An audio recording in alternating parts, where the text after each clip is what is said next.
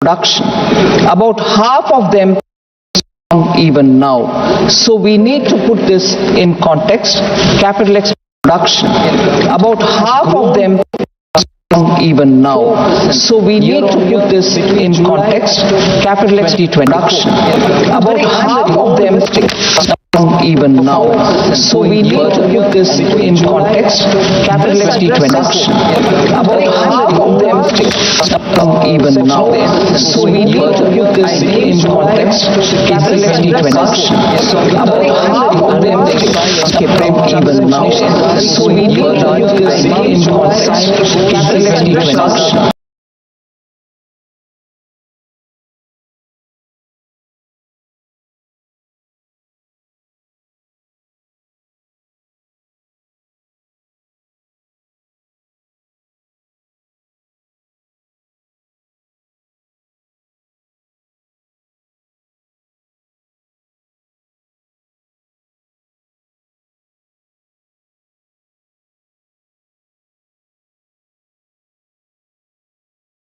In 24-25, April to October, compared to 5.4% in 23-24. This is the lowest since COVID-19 pandemic started. Lowest retail inflation. Core inflation, which excludes volatile food and energy prices, remains at 3.6 and is at a decadal low. It's a very important data which we have to take on board. And we in the Union government remain committed to better managing of food inflation, where volatility in specific food items is weather driven. Building buffers is one of the key performance which I can place here for members' consideration, particularly in key food items such as cereals, pulses, and distribution of food items like onions, rice, tur dal, wheat flour, gram, and so on. So these are happening through designated outlets at subsidized prices. I've spoken before on this. Bharat brand atta and Bharat brand dal is provided in essential commodities at an affordable price. The prices have been very reasonable, that the uptake is also very considerable. Bharat dal is available at 60 rupees per kg for 1 kg pack. Bharat atta costs 30 rupees per kg and Bharat rice costs 34 rupees per kg, and they are available through particular outlets.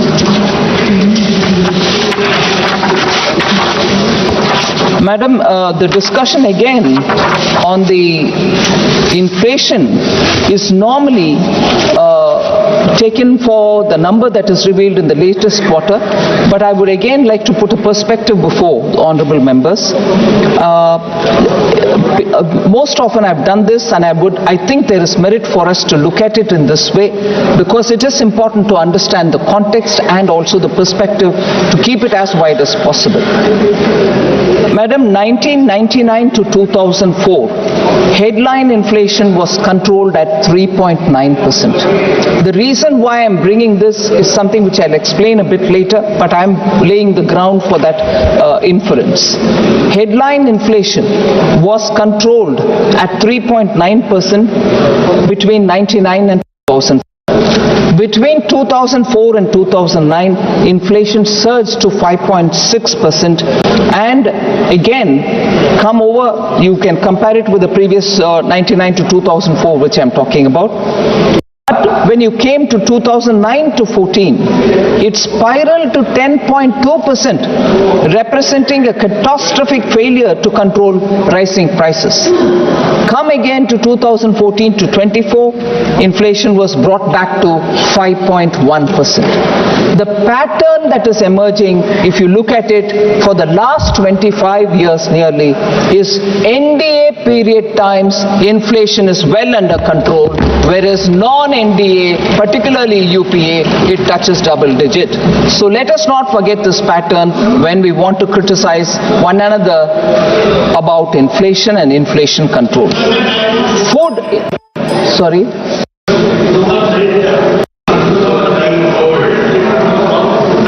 Right. Thank you. Thank you. You can be similar. introspecting on the impact of COVID and the wars which are happening now. Thank you. Food inflation, madam, similarly, food inflation was a modest 2.2 during 99-2004. 2004 to 9, it reached 6.5. 2009 to 14, it reached 11%. And 14 to 24, it's back to 5.3%. So the pattern is consistent. 25 years, you split it between UPA or non-NDA and NDA, you see inflation is better controlled under NDA regimes. Madam, Honorable Member Manish Tiwari, I can't see him here, but I would like to respond to him, was talking about fuel inflation. I quite appreciate his concern because this can affect poorer families as well. I want to place the data before. Under UPA 2, the fuel inflation was 8.9% compared to the 10 years between 2014 to 24, which is at 4.4%. But I just want to highlight the fact for Honorable Member Manish Tiwari's question. He talked about the LPG cylinder, and I'm sure this is something most members will be interested in knowing about. Under the Congress, LPG cylinders were a rich and scarce commodity. Before April 2014, nearly 5% of Indian households didn't have access to cooking fuel. In contrast, madam, under the DA has reached near saturation. Total domestic active LPG customers have more than doubled from 14.52 crore in April 2014 to 32.6 crores as of June 2024.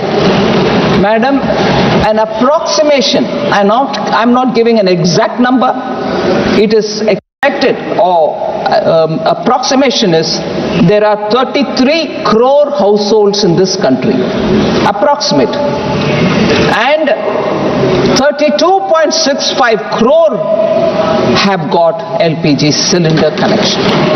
Near saturation in making sure gas cylinders reach every household. So I must credit the Ministry of Petroleum and Natural Gas for having taken this distribution of LPG to households. Since after Ujjwala came in, we have made sure that many of those families which gave up the extra cylinder on Honorable PM's nudge that he gave, saying this many people gave it up, Ujjwala grew as much as also the others who don't need Ujjwala. So total saturation is 32.65 crores, and from among this number, 10.33 crore Ujjwala beneficiaries also are there. So this 32.65 crore includes Ujjwala 10.33 crores. Ujjwala 14.2 kg LPG cylinders, 14.2 kg, the weight of the cylinder is given at an effective price of 503 rupees per cylinder. I want to highlight the fact that if you compare in neighborhood, you know that India's LPG cylinders is very reasonably priced for the Ujjwala consumers that I'm talking about. Ma'am, the neighboring countries as of 1st November 2024, the prices are like this. Nepal, it is 1,209.21 rupees. And I'm saying it in INR, Indian rupees. Sri Lanka, it is 1,211.24 rupees. Pakistan, it is at 1,095.41 rupees.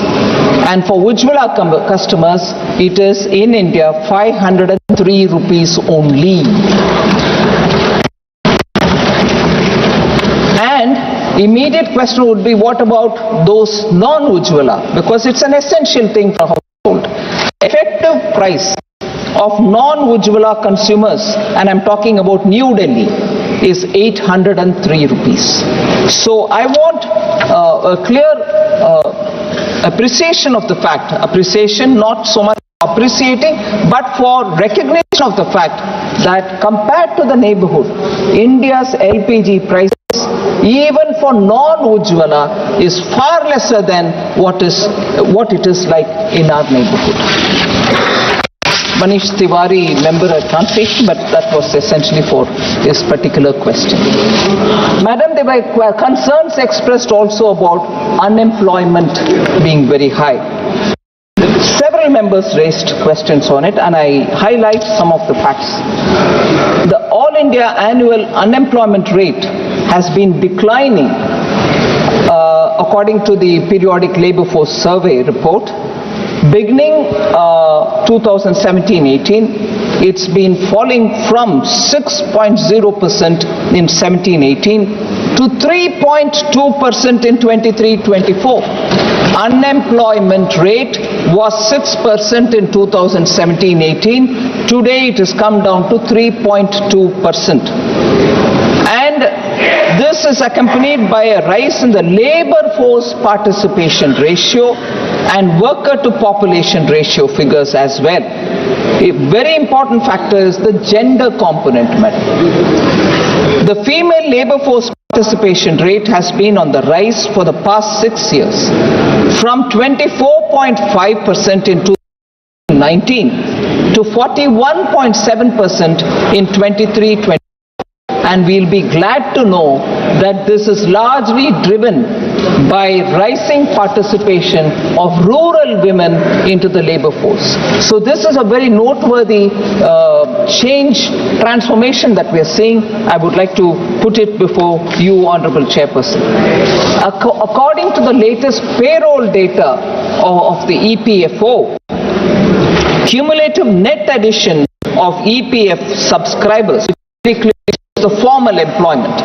So cumulative net addition of EPF subscribers touched 91.1 lakh in the first half of this year, that is 24-25, which is nearly 29% higher than the cumulative net additions of 70.5 lakhs in the same period last year.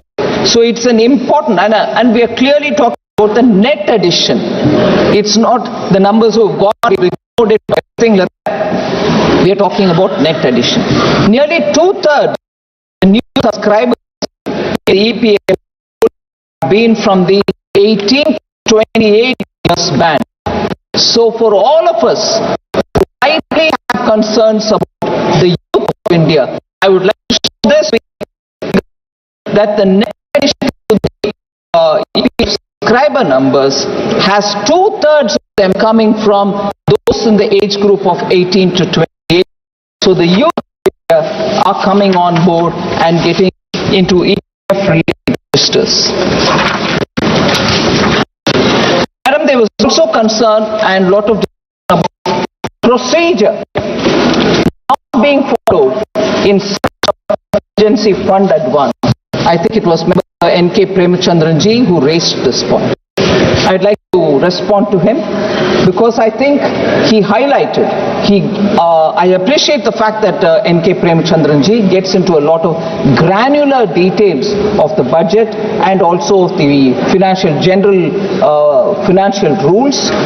Here he quotes, or I quote, he said, the procedure given in para 5 of Delegation of Financial Powers rule regarding laying statement by ministers for giving contingency fund advance is not followed. That was his concern.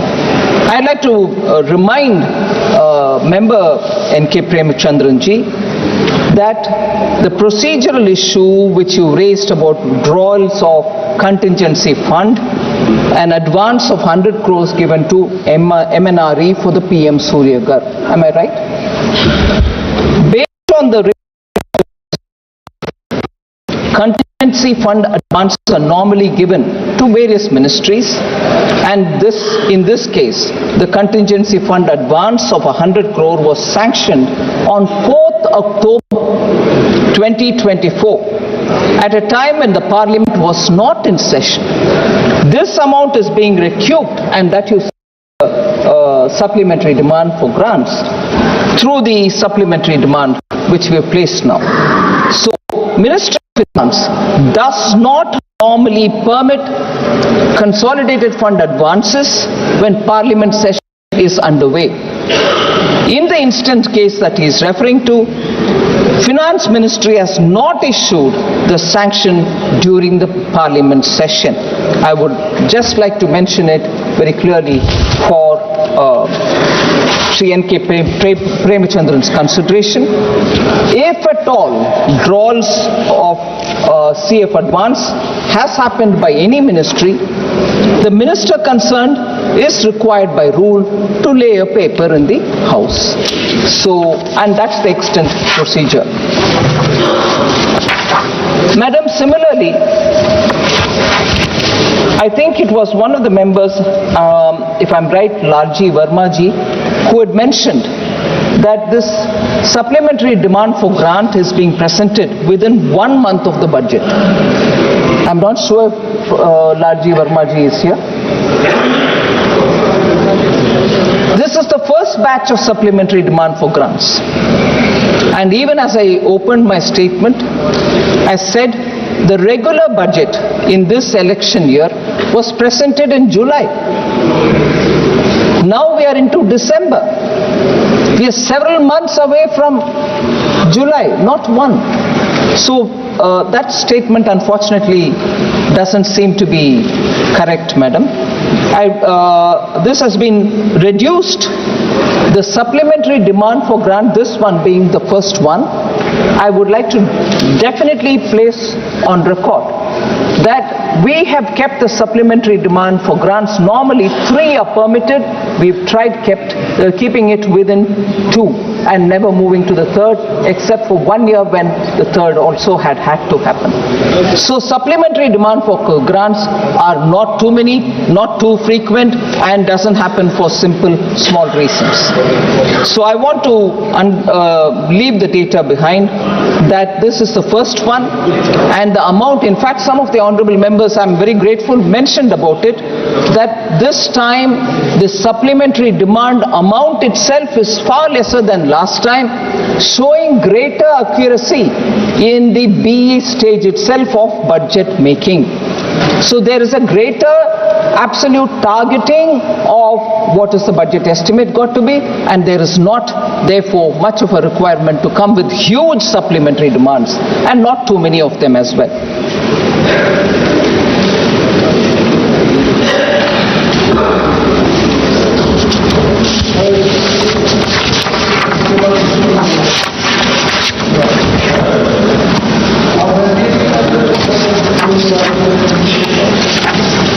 Ma'am, a concern about sustaining growth. We spoke about growth. But what are the specific steps that the government has taken to sustain growth was one of the questions. As much as private sector investment slowed down and more investment on infrastructure have all been points on which a lot of members have raised their concern. I'd like to broadly say that even at the beginning there has been considerable emphasis on capital expenditure. Repeated every year, capital expenditure amounts are only growing, not in just actual numbers, in percentages as well. That this year we allocated 11.11 lakh crores for capital expenditure.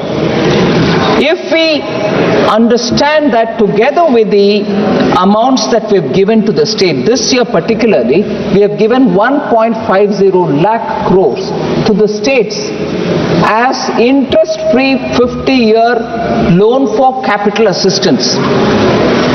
If effective capital expenditure of the union government is taken on board, and what is the effective capital expenditure, madam? Includes budgeted capital outlay and grants and aid for capital creation. If these two are put together to get the effective capital expenditure figure, And while 11.11 lakh crores is the capital expenditure announced in the BE, effective capital expenditure inclusive of our capital assistance to the states, interest-free, it is pegged at 15.02 lakh crores, madam. One of the highest in Government of India's history. This is the amount we are giving for capital expenditure, which has given a big role also for the states to build their capital expenditure account. And as a result, I think steps that we are taking to push for growth and to sustain growth are going through this route of capital expenditure, so that the multiplier effect, which will spread through the economy and therefore give a greater traction and multiplier effect to the economy itself, will be bigger. Because I think we've spoken about this as well. I'd like to emphasize again that for every rupee spent on capital account, the multiplier effect that you get touches even 3.48, sometimes 4.3.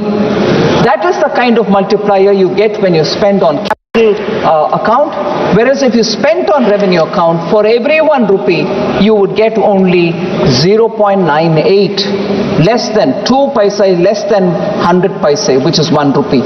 So that is not going to benefit if we just spent money or put money in the hands of the people, promote immediate consumption so that people can go out in the market and buy the essentials. They are important, but the multiplier that gives is far lesser than the multiplier that you would gain. And people are given in-situ jobs because projects are running, capital assets are being built.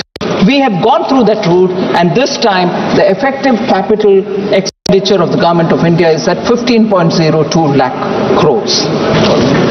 The expenditure on which this amount is spent: activity, robust highways, railways, coastal shipping, digital infrastructure, and multimodal logistics are areas in which we are spending this money, and also addressing skill deficit through package of 5 schemes which we have announced in this budget itself. And these have given results. So it's not as if I've spent the money, we don't know what is out. The results are there for everyone to see. Increase in gross fixed capital formation to 30.8% of the GDP in 23-24, compared to an average of 28.9% between 2014-15 and 2018-19, pre-pandemic years. So pre-pandemic years, you had 28.9 gross fixed capital formation, whereas now it's gone up to 30.8%. Also, private investment by non-financial firms, about 3,200 firms, an independent research limited, and said 11.6% is the growth in private investment by non-financial firms. That itself will explain. I'm talking not about the banks, not talking about the NBFCs, but other firms which are in the private sector. An improvement in the ranking of the World Bank Logistics Performance Index from 54th place where we were in 2014 to 38th place in 2023, 44th place in 2018, and 22nd place in 2023, particularly under international shipments category.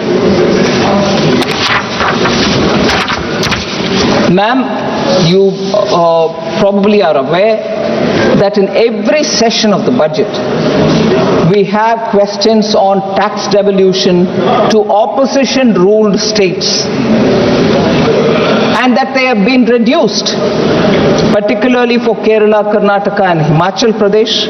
Shri K.C. Venugopalji asked about it. I'd like to again, like the way I do in every session, again answer this question. Tax devolution to states is based on the formulation and the recommendation given by the Finance Commission. Within first 45 months of the 15th Finance Commission, the current Finance Commission, the tax devolution to states is more than the total tax involved to the states in the entire period of the 14th Finance Commission. Entire period of the 14th Finance Commission, 5 full years, and you can take 45 months of the current Finance Commission, which is just about 4 years and about a couple of months, 3 months. I'm going by state, madam. Karnataka during the 14th Finance Commission, which is like between 2014 and 2019, had 1,35,044 crores devolved to it. And within the 45 months of the current Finance Commission, they have received 1,41,937 crores.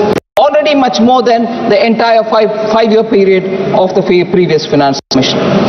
Himachal Pradesh received 20,830 crores during the 14th Finance Commission's entire period, whereas what they've received in the first 45 months of the current Finance Commission is 32,087 crores.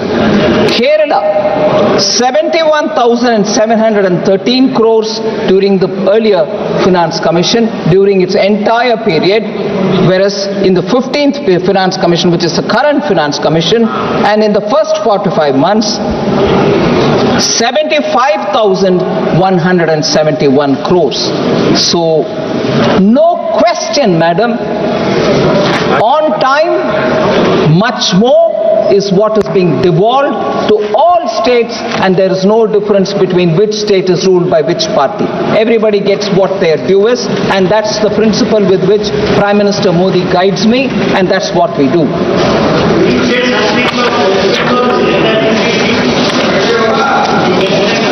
Sir, slow pace of expenditure from the budget 24-25 is another question which N.K. Premchandranji asked. Union budget, the regular one for 24-25 was passed by the newly constituted Lok Sabha post-parliamentary election in August, and I've already explained that subsequently when the monies went to the state and when states got onto the ground to do their expenditure, almost 2 quarters were delayed. So this situation is broadly similar to all other election year. However, the total expenditure up to October 24 was 24.74 lakh crores. October 24. This is 51.3% of BE, which is broadly similar to pace of expenditure in up to October 2023. So it's not slow since after the second quarter.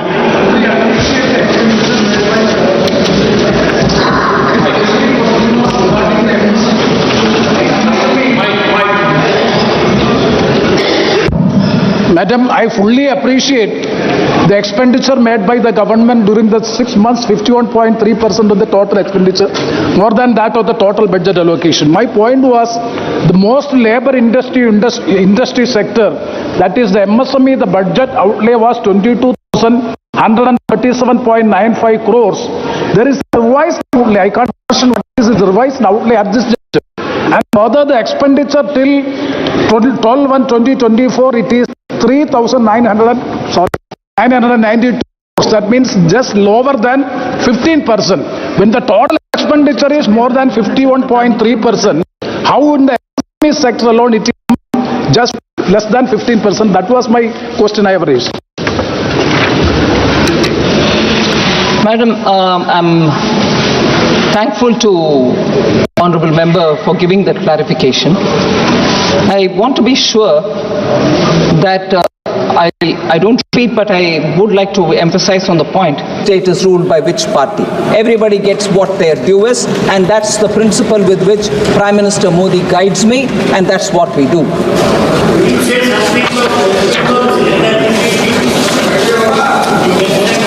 Sir, slow pace of expenditure from the budget 24-25 is another question which N.K. Premchandranji asked. Union budget, the regular one for 24-25 was passed by the newly constituted Lok Sabha post-parliamentary election in August, and I've already explained that subsequently when the monies went to the state and when states got onto the ground to do their expenditure, almost 2 quarters were delayed. So this situation is broadly similar to all other election year. However, the total expenditure up to October 24 was 24.74 lakh crores. October 24. This is 51.3% of BE, which is broadly similar to pace of expenditure in up to October 2023. So it's not slow since after the second quarter.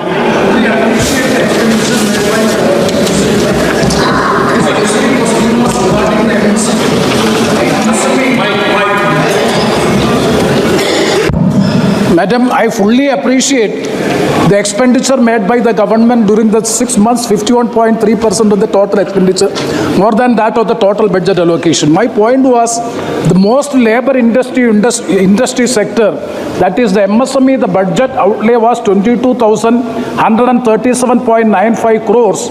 There is a revised outlay. I can't understand what is the revised outlay at this juncture. And further, the expenditure till 12/1/2024, it is 992 crores. That means just lower than 15%. When the total expenditure is more than 51.3%, how in the MSME sector alone it is come just less than 15%? That was my question I have raised. Madam, I'm thankful to Honorable Member for giving that clarification. I want to be sure that I don't repeat, but I would like to emphasize on the point that this budget gave particular 5 different schemes to enable the MSMEs to have greater liquidity in their hand, greater access to credit, and like never before, and I say this in particular, MSMEs only had working capital given to them. Our government has now made a provision for them to also have term loans for doing their business, which means they can take the loan from the bank and invest in plant and machinery. But they are after all small firms. They will not have huge collaterals to offer. They won't have security to give. So I'm grateful to the Honorable Prime Minister, who very clearly said, if we gave assistance for the small traders on the street, Swanidhi, we gave assistance for women and small people who are doing their business, PM Mudra, all of them are sovereign guaranteed, collateral free. Similarly, for the term loan that we are giving to the MSMEs, we are provided for sovereign guarantee. For the first time in this country, so Honorable Member Premchandran be informed on this, that MSME never had that provision in all free India, 1947 onwards, for a term loan and a sovereign guaranteed term loan. We have given that this time. But on the specific point of why it is not spent or why it is not acquiring that much of within this year traction, the same is the case. If the budget was passed in July and the department has to do it all in the ground within the next 4 months, it will have its own difficulties. But that's not to say this program will not continue. It will continue with the same gusto. So I want the fact that this year has a peculiarity, vote on account, a regular budget in July, and after which when expenditure has to happen in all sectors with the same speed, some ministries do take the time. I'm going around visiting MSMEs clusters, establishing SIDBI branches there, asking SIDBI to give more loans to the MSMEs under the newly designed post the regular budget schemes. So I appreciate your concern on MSME, but it's not being brought down.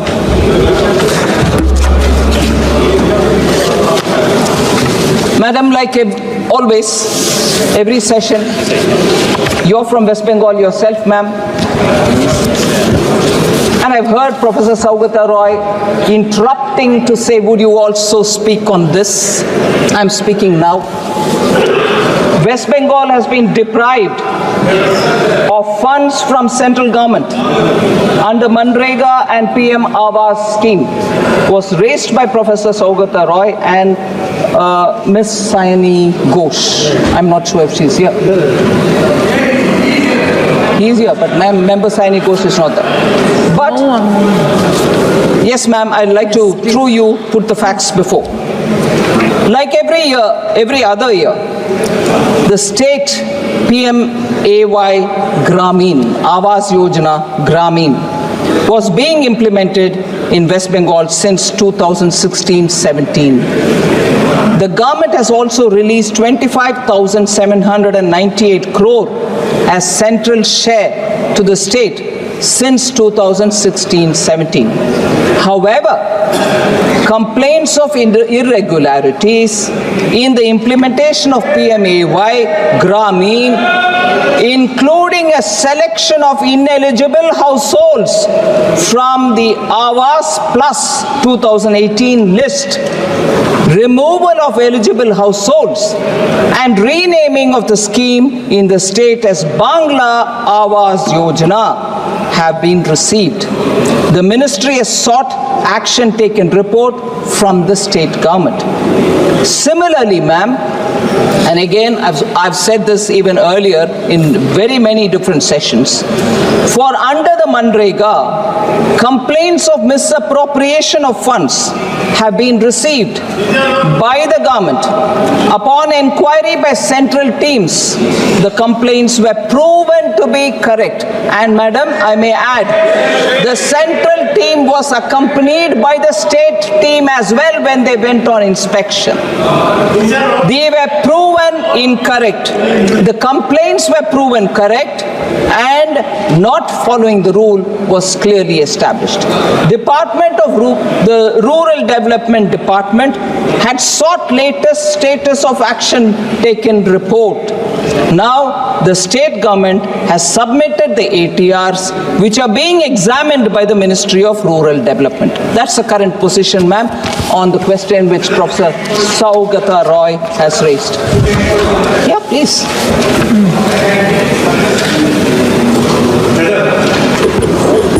What I want to suggest or what I want to submit, if any corruption happens in any part of the state, total amount of money, why it is being kept stopped, where possibility of inquiries appears, central team, state team jointly detected any area, stop sending money over there. But for few places or for one or two places, you are blocking the total money. What would be my suggestion, what would be my request to you, to release the amount to the particular state who have due from the center more than 1 lakh crore of rupees as a whole. So would you kindly take up these two issues, Manrega and Awas Yojana? I also want to request you, wherever corruptions reports are there, block money over there. But don't stop the full money for so many as a whole or for the total state. But haven't we stopped it on that ground only now? Yes. Please, Honorable Member. Ma'am, Chairperson, the Honorable Member is putting forth a suggestion, saying stop it where the corruption has happened, don't stop entirely. We have not stopped entirely for all over the country. We've stopped where the corruption has happened. उनके सुझाव है कि मैं पूरे देश में रोकना नहीं है, जहां करप्शन हो रहा है वहां रोकने के लिए। मैं वही तो कर रही हूं, बंगाल में करप्शन हुआ उसको रोकूं।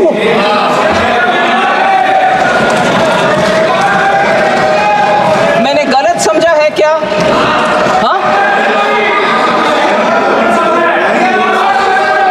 हाँ जी, आपके ओन स्टेट के विषय में ही मैं बोल रही हूँ ना। You want English or you want my टूटा फूटा हिंदी?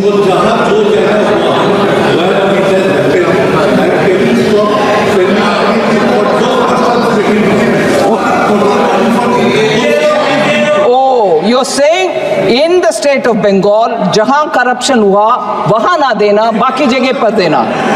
ये मैं कैसे तय करूं जी? मैं कैसे तय करूं?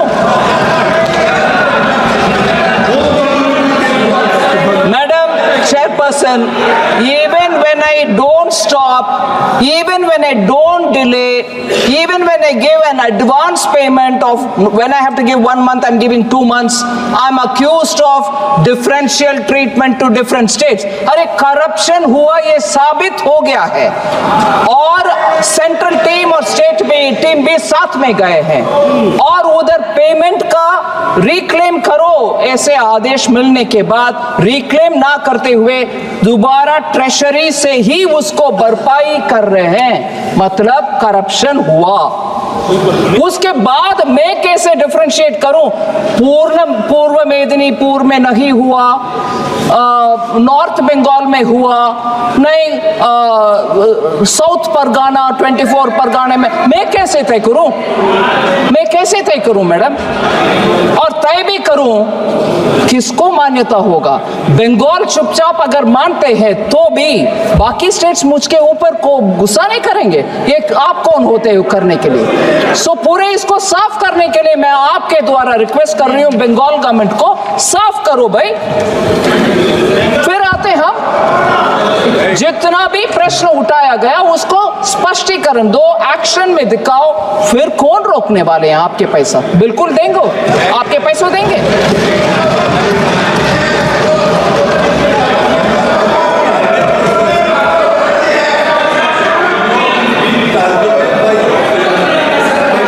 दिन तक आप ये करेंगे, आपका जो purpose to make your party more influence in the state, it will never happen. Result will always be 6-0। Give money to the state. Poor people, hungry people are crying for hunger. So take care. I repeat you, I request you, with folded hand, सारे टाका, all money being kept detained. It cannot happen for a particular state. Madam Chairperson, I fully appreciate the concern. Our intention is not to put anybody to difficulty. But strictly, if you allow me 1 minute of indulgence, for the political observation which honorable member has made, आप जब तक ये करते रहोगे आपका seat नहीं मिलेगा बंगाल में, मान लो ये सच है, फिर आपको क्या दिक्कत हो रही है भाई? खुश रहो, पूरे जीतो, पूरे आराम से बैठो ना। हो रही है दिक्कत, जनता देख रही है, गरीब के पैसा किसके हाथ में जा रहे, पार्टी वर्कर्स में हाथ में जा रहे, ये अभी खुलासा हो गया है, इसीलिए दिक्कत हो रही है उधर, इसीलिए दिक्कत हो रही है। और जब हम उसके लिए तैयार हैं, आते हैं स्टेट में, आपके टीम के साथ ही जाते हैं, अकेला नहीं जाते हैं। आपके टीम साथ में रहने के बाद भी दिखता है कि घपला हुआ, उसको सही करने के लिए मौका भी देते हैं, फिर भी आप यही राजनीतिक भाषा बोलते हो, नहीं जब तक ये करोगे बीजेपी नहीं आए। नहीं जी, देश अच्छा होना है, मोदी जी का संकेत यही है, अच्छा करप्शन रहित गरीब को जो पैसा मिलना है वो मिलना चाहिए। जहां घपला होते हैं हम साथ नहीं रहने वाले हैं।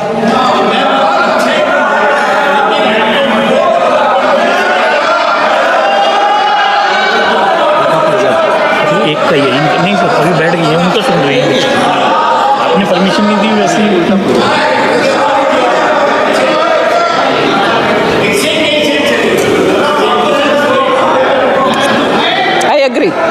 I agree on that.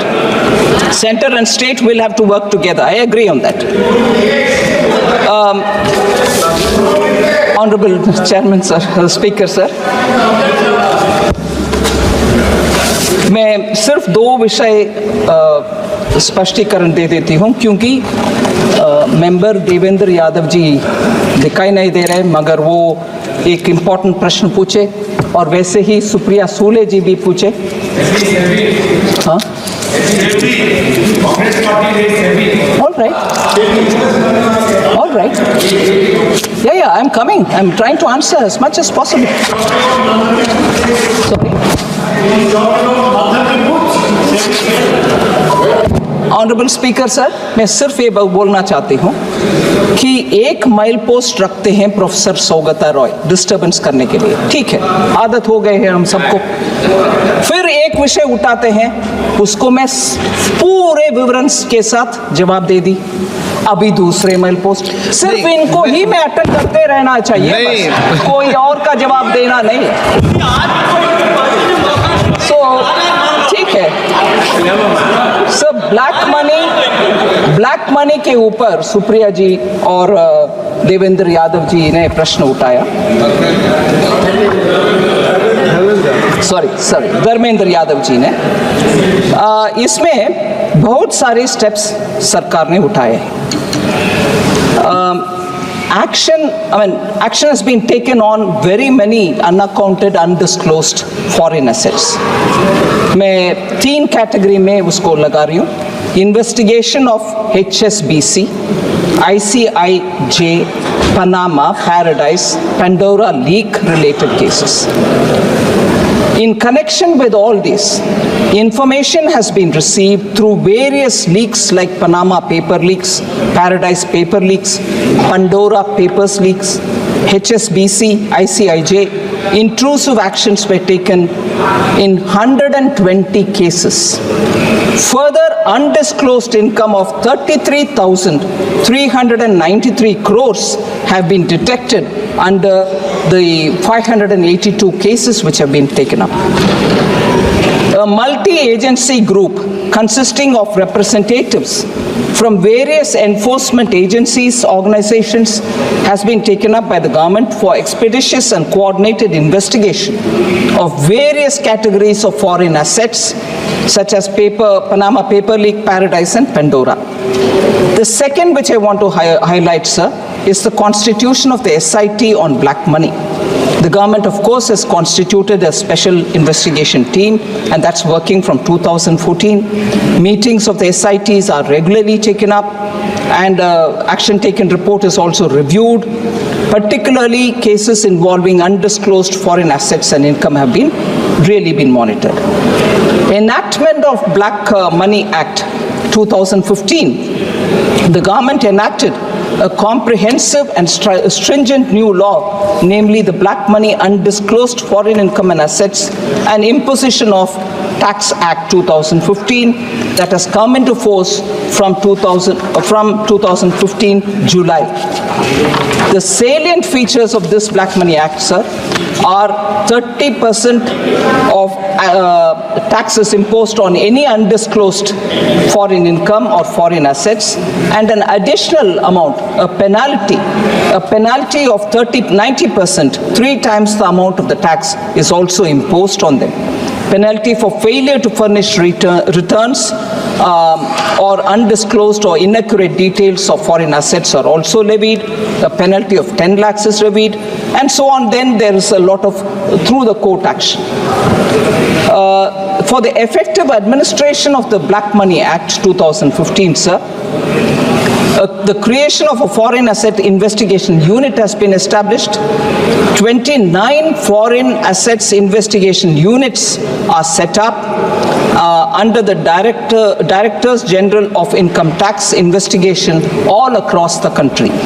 Proceedings under the Black Money Act 2015 as of June 2024 in about 697 cases, raising a demand of more than 17,520 crores that's been raised. 163 prosecutions have been launched.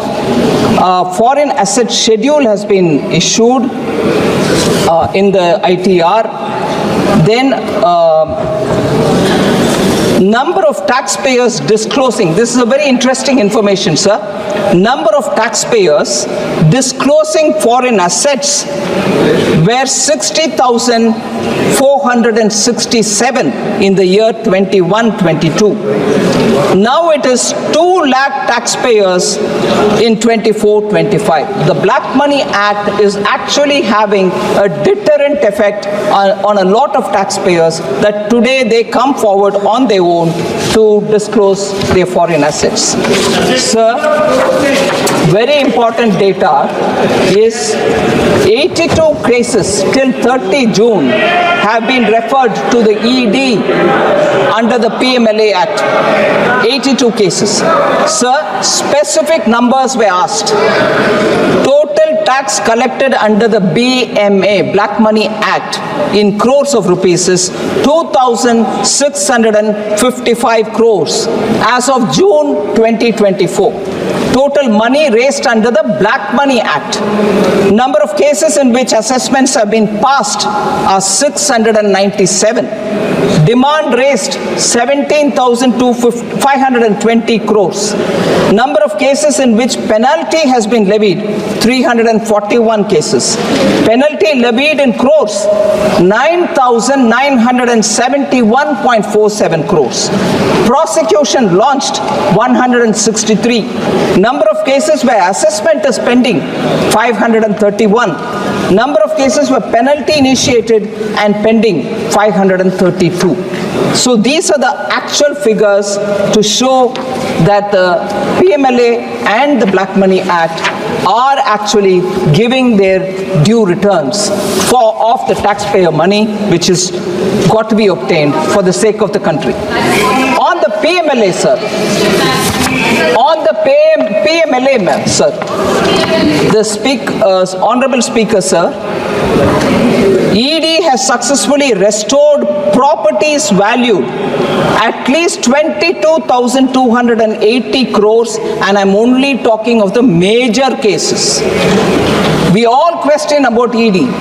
The return and also the money which have been claimed by the ED is this one. Restored properties of 22,280 crores in major cases. And I would like to list the number of cases, sir. Vijay Mallya case, 14,131.6 crore. Complete amount of the attached property has been restored to the public sector banks. So there's no way in which I can go on listening to very many members who without the facts go on saying, no, haircut has happened, big people are allowed to take the money, small people are being punished. No way. We've not left anyone. Even if they fled the country, we've gone after them. ED has collected this money and given back to the public sector banks. 14,131.6 crores only from Vijay Mallya. Nirav Modi.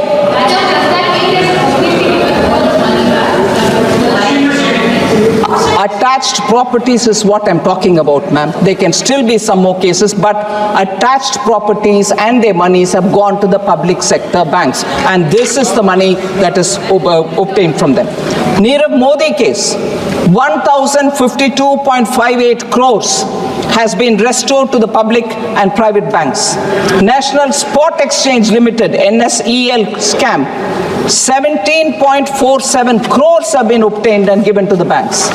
SRS Group, which is the SRF Group's Pearl City and Prime projects in Gurugram, 20.15 crores, that is the property restored. Rose Valley, 19.40 crore. Surya Pharmaceutical Limited, 185.13 crore. Novera Sheikh and others, the Hira Group, 226 crore. Amrutesh Reddy, Naidu and others, 12.73 crores. Mehul Choksi and others, 2,565.90 crores have all been taken. And then liquidators in the different Gitanjali group of companies to carry out valuation and auction of the attached or seized properties worth 2,565 crore is also happening. Nafisa Overseas and others, 25.38 crores. Bhushan Power and Steel Limited, Supreme Court ordered restitution of assets worth 4,025 crores to JSW via its December 11 orders. So it is important to recognize, sir, that we have not left anybody in economic offenses. We are after them. We will be making sure that money which has got to go back to the banks will go back. Thank you very much, sir.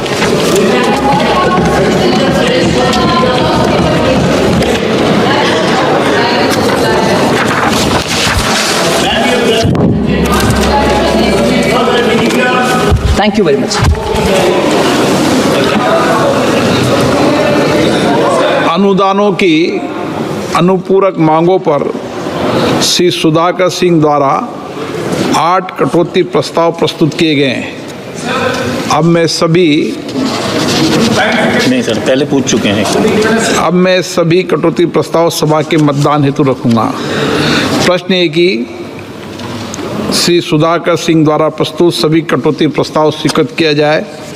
जो सदस्य इसके पक्ष में हाँ कहें, जो सदस्य विरोध में हैं वो ना कहें। मेरे विचार में निर्णय ना वालों के पक्ष में, ना वालों के पक्ष में सभी कटौती प्रस्ताव स्वीकृत हुए। अब मैं वर्ष 24-25 के लिए अनुदानों की अनुपूरक मांगों के प्रथम बेच को सभा के मतदान के लिए रखूंगा। प्रश्न ये कि अनुदानों की अनुपूरक मांगों की सूची के स्तंभ 2 में मांग संख्या 1 से 8, 10, 11, 13 से 21, 23 से 38, 43 से 54, 56, 57, 60 से 62, 65, 66, 68, 69, 71, 73, 74, 76 से 79, 81, 83, 85 से 87, 79 से 95 और 97 से 102 के सामने दर्शाए गए मांग शीर्षों के संबंध में 31 मार्च 2025 को समाप्त होने वाले वर्ष के दौरान संधाय के काम होने वाले खर्चों की अदायगी करने हेतु अनुदानों की अनुपूरक मांगों की सूची के स्तंभ 3 में दर्शाई गई राजस्व लेखा तथा पूंजी लेखा संबंधी राशियों से अनधिक संबंधित अनुपूरक राशियां भारत की संचित निधि में से राष्ट्रपति जी को दी जाए। जो सदस्य इसके पक्ष में हाँ कहें, जो सदस्य विरोध में ना कहें। मेरे विचार में निर्णय हाँ वालों के पक्ष में, हाँ वालों के पक्ष में वर्ष 24-25 के लिए अनुदानों के अनुपूरक मांग का प्रथम बेच पारित हुआ। आइटम नंबर 22 माननीय मंत्री जी। Introduction, sir? Item number 22। Item number 22। 23. Introduction. पहले 22। Okay. Sir, introduce the bill. हाँ, प्रश्न ये है कि विधेयक को पुनर्स्थापित करने की अनुमति प्रदान की जाए। जो सदस्य इसके पक्ष में हाँ कहें, जो सदस्य विरोध में ना कहें। मेरे विचार में निर्णय हाँ वालों के पक्ष में, हाँ वालों के पक्ष में माननीय मंत्री जी विधेयक को पुनर्स्थापित करें। Sir, I introduce the bill. Item number 20। Item number 23 माननीय मंत्री जी। Reply to a technical objection which I have raised yesterday, that is regarding the laying of the statement before taking advance from the contingency fund of India. Madam has responded to my question that it is not the session on October 1st, Ministry of Energy and Renewable Energy has taken an advance of 100 crores from the contingency fund of India. So the rule specifically states that immediately after, soon after the advance, a statement has to be laid on the table of the House. Unfortunately, that statement has not been laid before the House. It is a technical defect and error on the part of the ministry that has to be clarified, because the Parliament cannot be taken for granted, because it is a rule specifically stating that the statement, if you are taking advance from the contingency fund, we are permitting it, Parliament is granting it, but you have to, in emergent cases, if you have taken any advance, it is a mandatory provision according to the rules which you have already made. You have have to lay a statement on the House that we have taken this much of advance from the contingency fund of India. Unfortunately, such a statement has not been laid on the floor of the House so far. Speaker, sir, I appreciate the technical detail that Honorable Member Prem Chandran is asking. The rule specifically says that for the amounts given as advance to from the consolidated fund, contingency fund, is given before the session in place, for instance, or whenever it is given, will have to be reported in Parliament. That is exactly what we've shown in the supplementary demand for grants. 1 minute, let me finish. Supplementary demand for grants, where the advance given from the contingency was 100 crores, and the 100 crores are shown here in the supplement. Excuse me, you're a veteran in this Parliament, but I'm trying to answer your, I'm trying, no, Honorable Member, TK.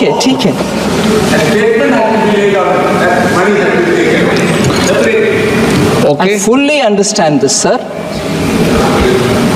When that amount is granted, which is not normally done, granted during the session, then the statement comes separately. Whereas, wait a minute, oh my God, the impatience. Have I run away from the House? I'm standing here with your permission to answer this, sir. If I had escaped and gone away, I can understand them. Oh, no, she's not. I'm here to answer you. So, shall I speak in Hindi, sir? It'll be even worse. So just for the House's information, I'm reading from the Delegation of Financial Powers Rule 2024. And this is Appendix 1, Paragraph 5. Where in an emergent case of new service / new instrument of service, it is not possible to wait for prior approval of Parliament, the contingency fund of India can be drawn upon for meeting the expenditure pending its authorization of Parliament by Parliament. Recourse to this arrangement should normally be taken only when Parliament is not in session. Such advances are required to be recouped to the fund by obtaining a supplementary grant. However, when Parliament is in session, a supplementary grant should preferably be obtained before incurring any expenditure on a new service, new instrument of service. That is to say, recourse to contingency fund of India should be taken only in cases of extreme urgency. In such cases, the following procedure recommended by 6th Lok Sabha Committee on papers laid on the table in the 4th report should be observed. What is that which has been recommended? Quoting, as far as possible, before such withdrawal is made, the concerned minister may make a statement on the floor of the Lok Sabha for information giving details of the amount and the scheme for which the money is needed. In emergent cases, however, where it is not possible to inform the members in advance, the withdrawal may be made from the contingency fund, and soon thereafter a statement may be laid on the table of the Lok Sabha for the information of the members, unquote. That is exactly what we are doing, where we have put it into the supplementary demand for grant, and even if that is insufficient, I've not finished, Prem Chandran ji, I've not finished. Don't worry, he's safe. You don't need to protect him, sir. And we've had such exchanges before. Maybe you have not seen, you may not have been in the House. So, Sir, that's what we are doing in the supplementary demand for grants. I'm not even looking at him. I can see him wildly shaking his head saying, no, not that. There is still this house in session. This house is still in session. And if such a thing is required, the ministries which have taken it are still having the time to come back and lay the paper that you so desire. And I respect the rule. And if that's not satisfactory, with your permission, he can still ask me more questions. Motion of the consider. माननीय मंत्री जी 23, sir. 23, sir. 23. Sir, I rise to move that the bill to authorize payment and appropriation of certain further sums from and out of the Consolidated Fund of India for the services of the financial year 24-25 be taken into consideration. प्रश्न ये है कि विधेयक पर विचार किया जाए। जो सदस्य इसके पक्ष में हाँ कहें, जो सदस्य विरोध में ना कहें। मेरे विचार में निर्णय हाँ वालों के पक्ष में, हाँ वालों के पक्ष में विधेयक पर विचार करने तो प्रस्ताव स्वीकृत किया गया। अब सभा विधेयक पर खंडवार विचार करेगी। प्रश्न ये कि खंड 2 और 3 विधेयक का अंग बने। जो सदस्य के पक्ष में हाँ कहें, जो सदस्य विरोध में ना कहें। मेरे विचार में निर्णय हाँ वालों के पक्ष में, हाँ वालों के पक्ष में खंड 2 और 3 विधेयक का अंग बना। प्रश्न ये है कि अनुसूची विधेयक का अंग बने। जो सदस्य इसके पक्ष में हाँ कहें, जो सदस्य विरोध में ना कहें। मेरे विचार में निर्णय हाँ वालों के पक्ष में, हाँ वालों के पक्ष में अनुसूची विधेयक का अंग बनी। प्रश्न ये कि खंड 1 अधिनियम सूत्र विधेयक का पूरा नाम विधेयक का अंग बने। जो सदस्य इसके पक्ष में हाँ कहें, जो सदस्य विरोध में ना कहें। मेरे विचार में निर्णय हाँ वालों के पक्ष में, हाँ वालों के पक्ष में खंड 1 अधिनियम सूत्र विधेयक का पूरा नाम विधेयक का अंग बने। मंत्री जी अब प्रस्ताव करेगी विधेयक को पारित किया जाए। Sir, I rise to move that the bill be passed. प्रश्न ये कि विधेयक को पारित किया जाए। जो सदस्य इसके पक्ष में हाँ कहें, जो सदस्य विरोध में ना कहें। मेरे विचार में निर्णय हाँ वालों के पक्ष में, हाँ वालों के पक्ष में प्रस्ताव स्वीकृत हुआ, विधेयक पारित हुआ। आइटम नंबर 24 गोवा राज्य सभा निर्वाचन क्षेत्र अनुसूचित जनजाति प्रतिनिधित्व का पुनः समायोजन विधेयक 2024। माननीय मंत्री जी।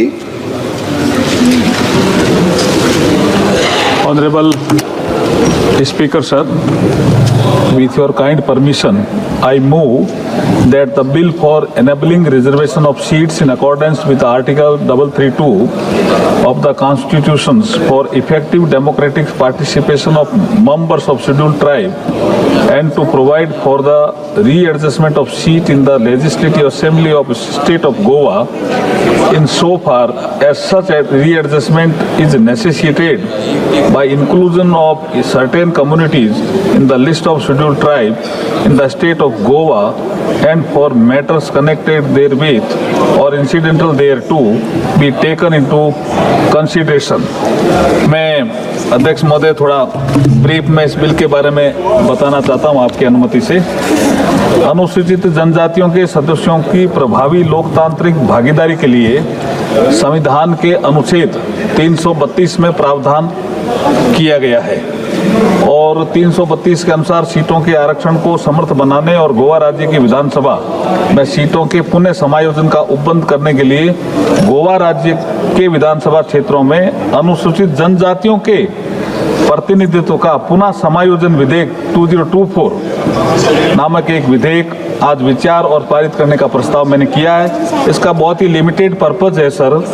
ये 2002 में वहाँ परिसीमन हुआ और अनुसूचित जनजातियों की जनसंख्या 2001 की जनगणना के अनुसार वहाँ 566 थी, लेकिन उसके बाद गोवा असेंबली ने एक बिल पास किया, संविधान अनुसूचित जातियां अनुसूचित जनजातियां आदेश संशोधन अधिनियम 2003, और उसके अंतर्गत गोवा राज्य की अनुसूचित जनजातियों की सूची में 3 नए समुदाय नामक कुणबी, गावड़ा और वेलिप को शामिल कर लिया। तो एसटी की पॉपुलेशन एकदम से बढ़ गई। डिलिमिटेशन की प्रक्रिया पूरी हो गई थी तब तक। इसलिए राज्य में अनुसूचित जनजातियों की संख्या में जनसंख्या में पर्याप्त वृद्धि हुई है। वहाँ जो 566 थी वो अब हो गई है एसटी की पॉपुलेशन 1,49,275, करीब 1.5 लाख। इसलिए हम ये बिल लेकर के, ताकि जो अनुसूचित जनजाति के लोग रहते हैं गोवा में वो रिप्रेजेंट कर सके गोवा असेंबली में, इस लिमिटेड पर्पज के लिए मैं बिल लेकर के आपके समक्ष आया हूं। मुझे लगता है चर्चा के बाद जो भी सुझाव आएंगे उसके बाद आपकी अनुमति से फिर उत्तर देने का मैं पूरा प्रयास करूंगा। आपने बोलने का अवसर दिया, बहुत बहुत धन्यवाद अध्यक्ष जी। श्री विरोल फर्नांडीज।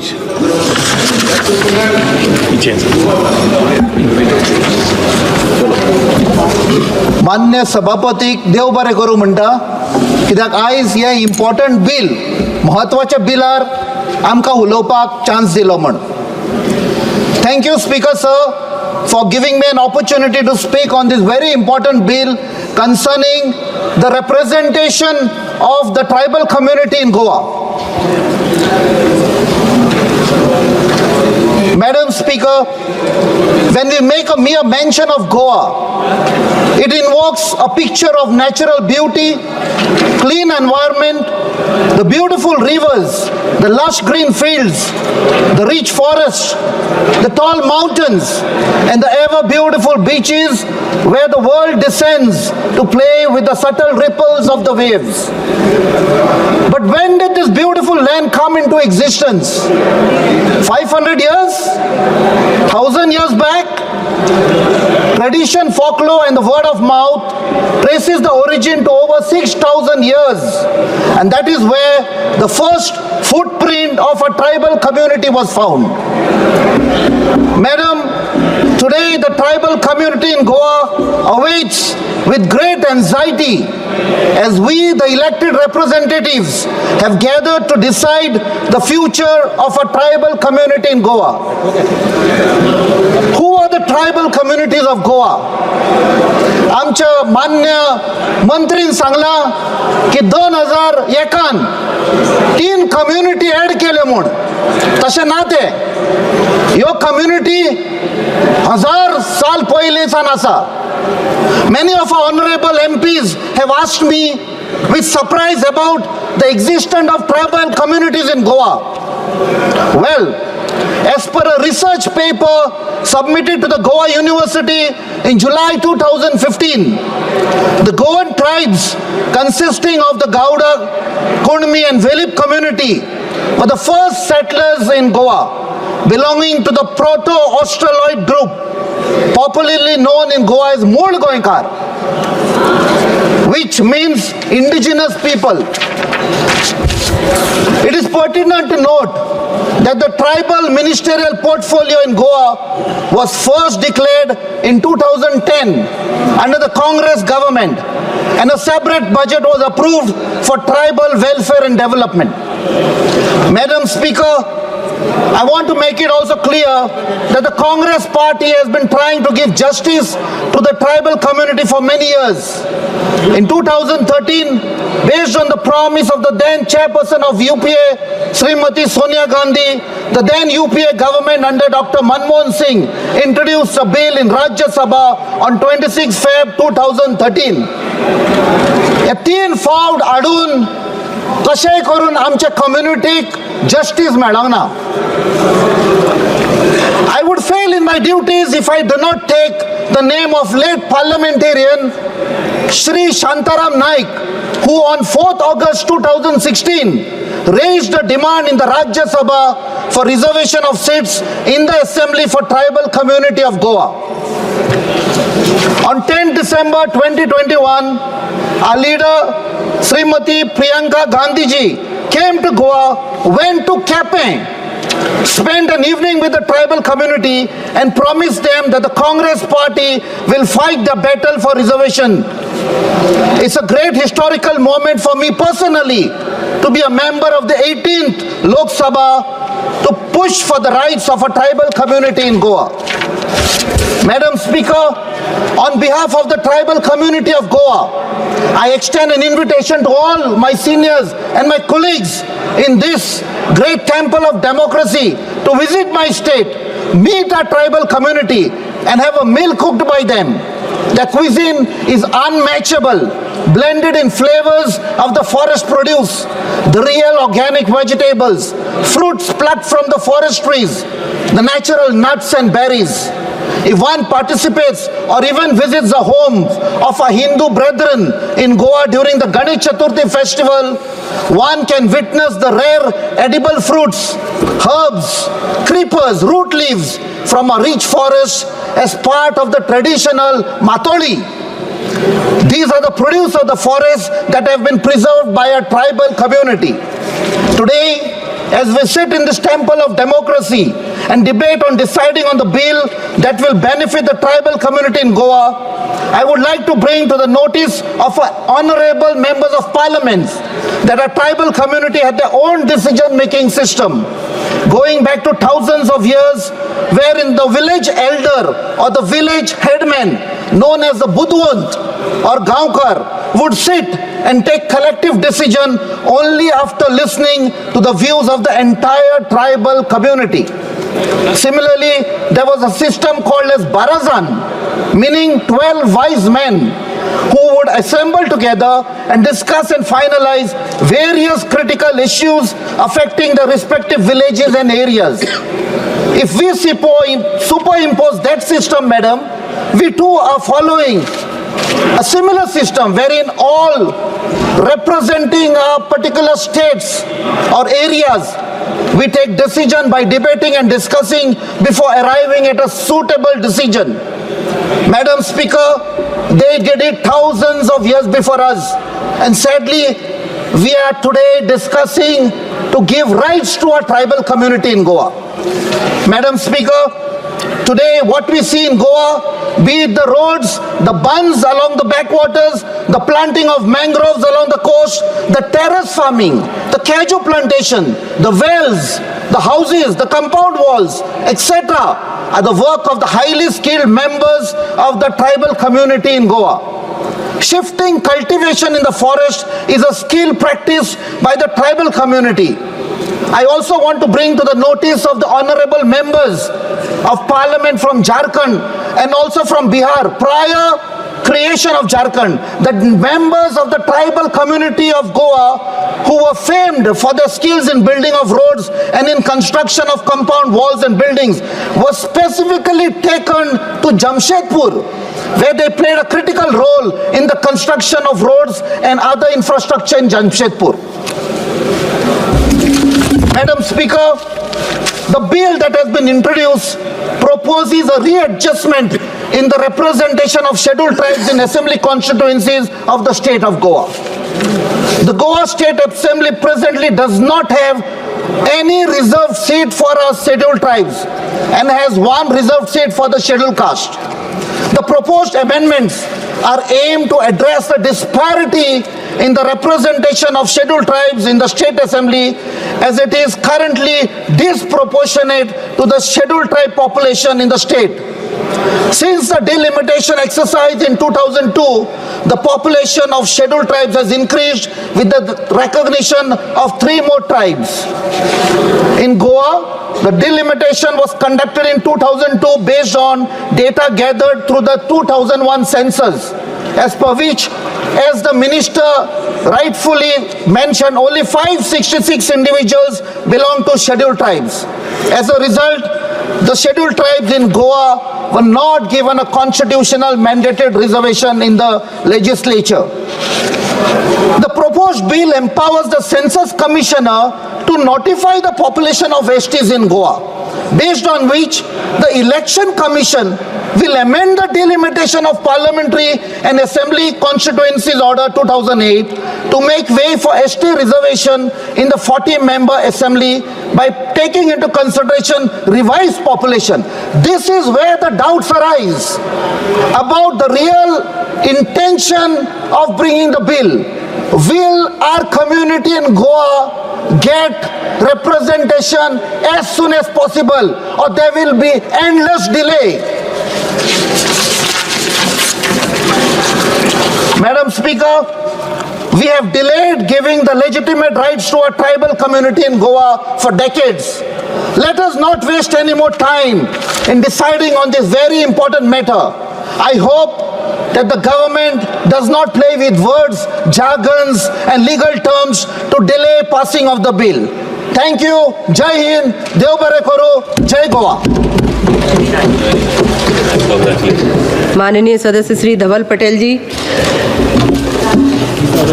मैडम स्पीकर, सबसे पहले तो मैं आपको धन्यवाद देना चाहता हूं कि इतने महत्वपूर्ण ST reservation Goa bill pay मुझे बोलने का आपने मौका दिया। ये बिल मेरे लिए इसलिए भी विशेष है, मैं खुद भी आदिवासी समुदाय से आता हूं और जब से भारत में आज़ादी मिली है तब से हमारे आज़ादी मिलने के बाद आदिवासी समुदाय को हमेशा कांग्रेस ने भटकाने का काम किया है। बस विरोध विरोध विरोध और आंदोलन पे ले गए हैं, लेकिन कभी भी आदिवासियों का विकास कांग्रेस ने नहीं किया। 1998 तक जब पूरे भारत में आदिवासियों का पॉपुलेशन 10 करोड़ से ज़्यादा था, तब भी आदिवासी के लिए अलग से मंत्रालय नहीं था। एक होम डिपार्टमेंट में होम सेक्रेटरी एक छोटे से ऑफिस में पूरे आदिवासी समाज का कल्याण की योजना बना रही थी। ये हमारे अटल बिहारी वाजपेयी जी थे जिन्होंने 1998 में अलग से एसटी मंत्रालय का गठन किया, जिसके वजह से एसटी का खास करके विशेष से योजना बन सके, स्कीम्स बन सके, पॉलिसी बन सके और उनको एम्पावर कर सके, इसलिए अलग से आदिवासी मंत्रालय का गठन किया। वैसे ही पहले एसटी और एससी कमीशन भी एक था, लेकिन आप जैसे जानते हो कि एसटी की एट्रोसिटी अलग होती है, एससी की एट्रोसिटी अलग होती है, लेकिन कांग्रेस की सरकार ने कभी भी उसकी भी चिंता नहीं की और एक ही कमीशन रखा था। ये हमारी अटल बिहारी वाजपेयी जी और भारतीय जनता पार्टी की सरकार थी जिन्होंने अलग से एसटी कमीशन की भी गठन करने का काम हमारे अटल बिहारी वाजपेयी जी और हमारी भारतीय जनता पार्टी ने किए थे। खास करके जो हमारा आदिवासी समुदाय है, 80% समुदाय रूरल एरिया में रहते हैं, गांव के साइड रहते हैं, लेकिन उनको सिटी की तरफ माइग्रेशन करना पड़ता था, पलायन करना पड़ता था। उसका मुख्य रीजन था, मुख्य कारण था कि वहां पे अच्छी पढ़ने की सुविधा नहीं थी, लेकिन कभी भी कांग्रेस की सरकार ने उसके लिए भी काम नहीं किया। ये हमारे अटल बिहारी वाजपेयी जी थे जिन्होंने 1998 में एकलव्य रेसिडेंशियल मॉडल स्कूल खास करके हमारे आदिवासी बच्चों के लिए खोली और 1998 से 2004 तक 100 जितनी एकलव्य रेसिडेंशियल मॉडल स्कूल चालू करने का काम किसी ने किया हो तो भारतीय जनता पार्टी की सरकार ने ही किया था। 2004 से लेकर 2014 तक जब कांग्रेस का यूपीए रूल था, तब एक भी एकलव्य रेसिडेंशियल मॉडल स्कूल उन्होंने नहीं बनाई। जो आदिवासी समाज के लिए हमेशा काम करते हैं ऐसा बोलने वाले लोग एक भी school Eklavya residential model school नहीं बनाई। ये हमारे मोदी जी जब 2014 में वापस प्रधानमंत्री बने तब उन्होंने एकलव्य रेसिडेंशियल मॉडल स्कूल के लिए विशेष फंड दिया, बजट दिया, ध्यान दिया, फोकस दिया। उसके कारण 100 से लेके आज पूरे भारत में 1000 से ज्यादा एकलव्य रेसिडेंशियल मॉडल स्कूल करने का काम भी हमारे प्रधानमंत्री मोदी साहब ने किया है। जब हमारा गुजरात राज्य महाराष्ट्र से 1960 में अलग हुआ और उमरगाम से अंबाजी जो हमारी पूरी आदिवासी पट्टी है, उसमें सिर्फ जब कांग्रेस ने 45 इयर्स राज किया तो कुछ चंद सब स्टेशन ही लगाए। उस कारण पूरे उमरगाम से लेकर अंबाजी तक जो हमारे आदिवासी समुदाय है वो अंधकार में रहे, दिया तले रहे, लेकिन कभी भी कांग्रेस ने यहाँ पे इलेक्ट्रिसिटी देने का काम नहीं किया। 2001 में जब नरेंद्र मोदी जी गुजरात के मुख्यमंत्री बने और उन्होंने ज्योति ग्राम योजना मेरे ही वलसा डांग लोकसभा में डांग से चालू किया और आज 24 घंटे और 365 दिन बिजली देने का काम हमारी भारतीय जनता पार्टी की सरकार कर रही है। और उमरगाम से अंबाजी तक जो हमारा पूरा आदिवासी पट्टा है वहाँ पे 1000 से ज़्यादा सब स्टेशन देने का काम भी हमारे नरेंद्र मोदी जी ने किया है। वैसे ही जो उमरगाम से अंबाजी पट्टी थी वहाँ पे कोई भी मेडिकल स्कूल, मेडिकल कॉलेज ही नहीं थी, ना साइंस के कॉलेज या स्कूल्स थी। इस कारण हमारे आदिवासी समाज के कोई भी बच्चे इंजीनियरिंग स्ट्रीम या मेडिकल स्ट्रीम में नहीं जा पाते थे। ये हमारे अटल बिहारी वाजपेयी जी और हमारे मुख्यमंत्री जब नरेंद्र मोदी जी थे तब उन्होंने ये मेडिकल स्कूल, साइंस स्कूल खोलने का काम भी उन्होंने किया है। जब कांग्रेस ने 45 इयर्स गुजरात में रूल किया तब कुछ चंद 1000 करोड़ ही हमारे आदिवासी समुदाय के लिए दिया। हमारे नरेंद्र मोदी जी जब 2001 में मुख्यमंत्री बने तो 15,000 करोड़ का बजट दिया और सामने 20,000 करोड़ खर्चा। दूसरी पंचवर्षीय योजना में 45,000 करोड़ का बजट दिया, सामने 60,000 करोड़ का खर्चा किया। और अभी 2023 में आदिवासी समुदाय के लिए 1 लाख करोड़ का बजट देने का काम हमारे नरेंद्र मोदी साहब ने किया है। वैसे ही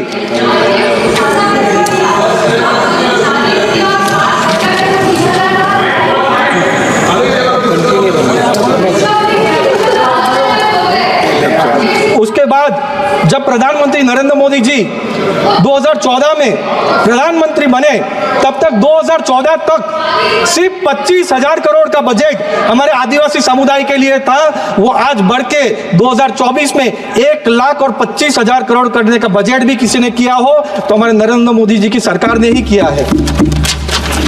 सिकल सेल हमारे आदिवासी समाज में बहुत बड़ी समस्या है।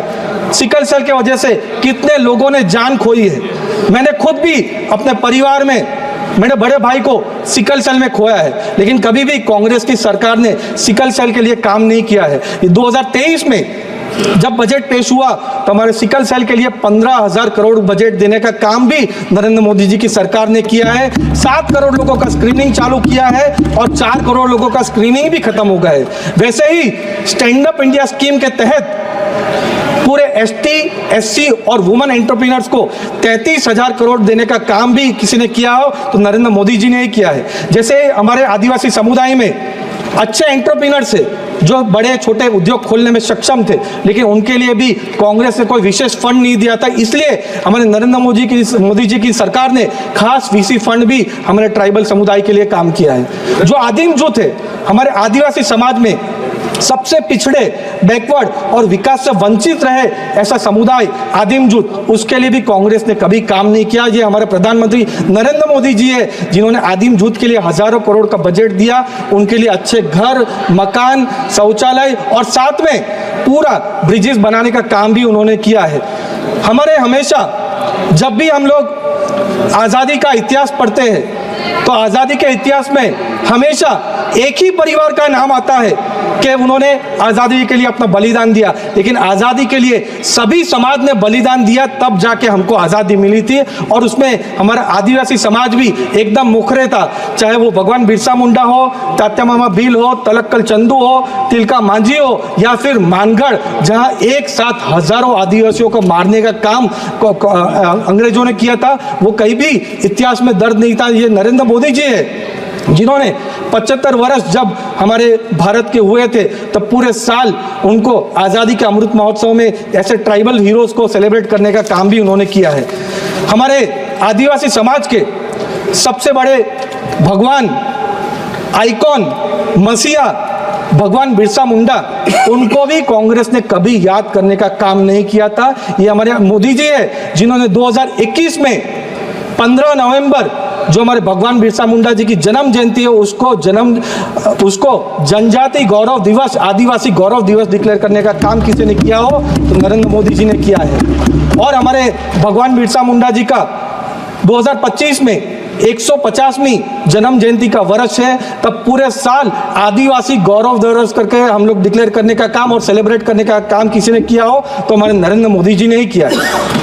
जब भी कांग्रेस सत्ता में आती है तो एक ही परिवार के लोग या एक ही परिवार के अपॉइंटेड लोग मुख्यमंत्री, प्रधानमंत्री या राष्ट्रपति बनते हैं। ये हमारे नरेंद्र मोदी जी है जिन्होंने हमारे आदिवासी समाज से आती हुई महिला द्रौपदी मुर्मू जी, जो वेल क्वालिफाइड, वेल डिजर्व्ड है, उनको हमारे राष्ट्रपति का इलेक्शन लड़ाया और जिताया। वो काम किसी ने किया हो तो हमारे भारतीय जनता पार्टी की सरकार ने ही किया है।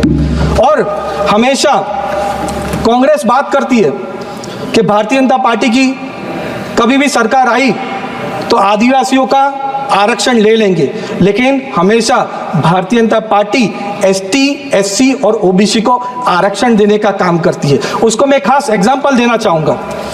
कश्मीर जो भारत का दिल है, वहाँ पे 2019 तक आर्टिकल 370 लागू था और वहाँ पे नेशनल कॉन्फ्रेंस और कांग्रेस वाले कहते थे कि नरेंद्र मोदी जी और होम मिनिस्टर अमित शाह जी 10 बार भी जन्म ले तो आर्टिकल 370 नहीं हटा सकते। लेकिन 2019 में हमारी भारतीय जनता पार्टी की सरकार ने आर्टिकल 370 हटाया और वहां पे ST, SC और OBC को आरक्षण देने का काम हमारी भारतीय जनता पार्टी की सरकार ने किया।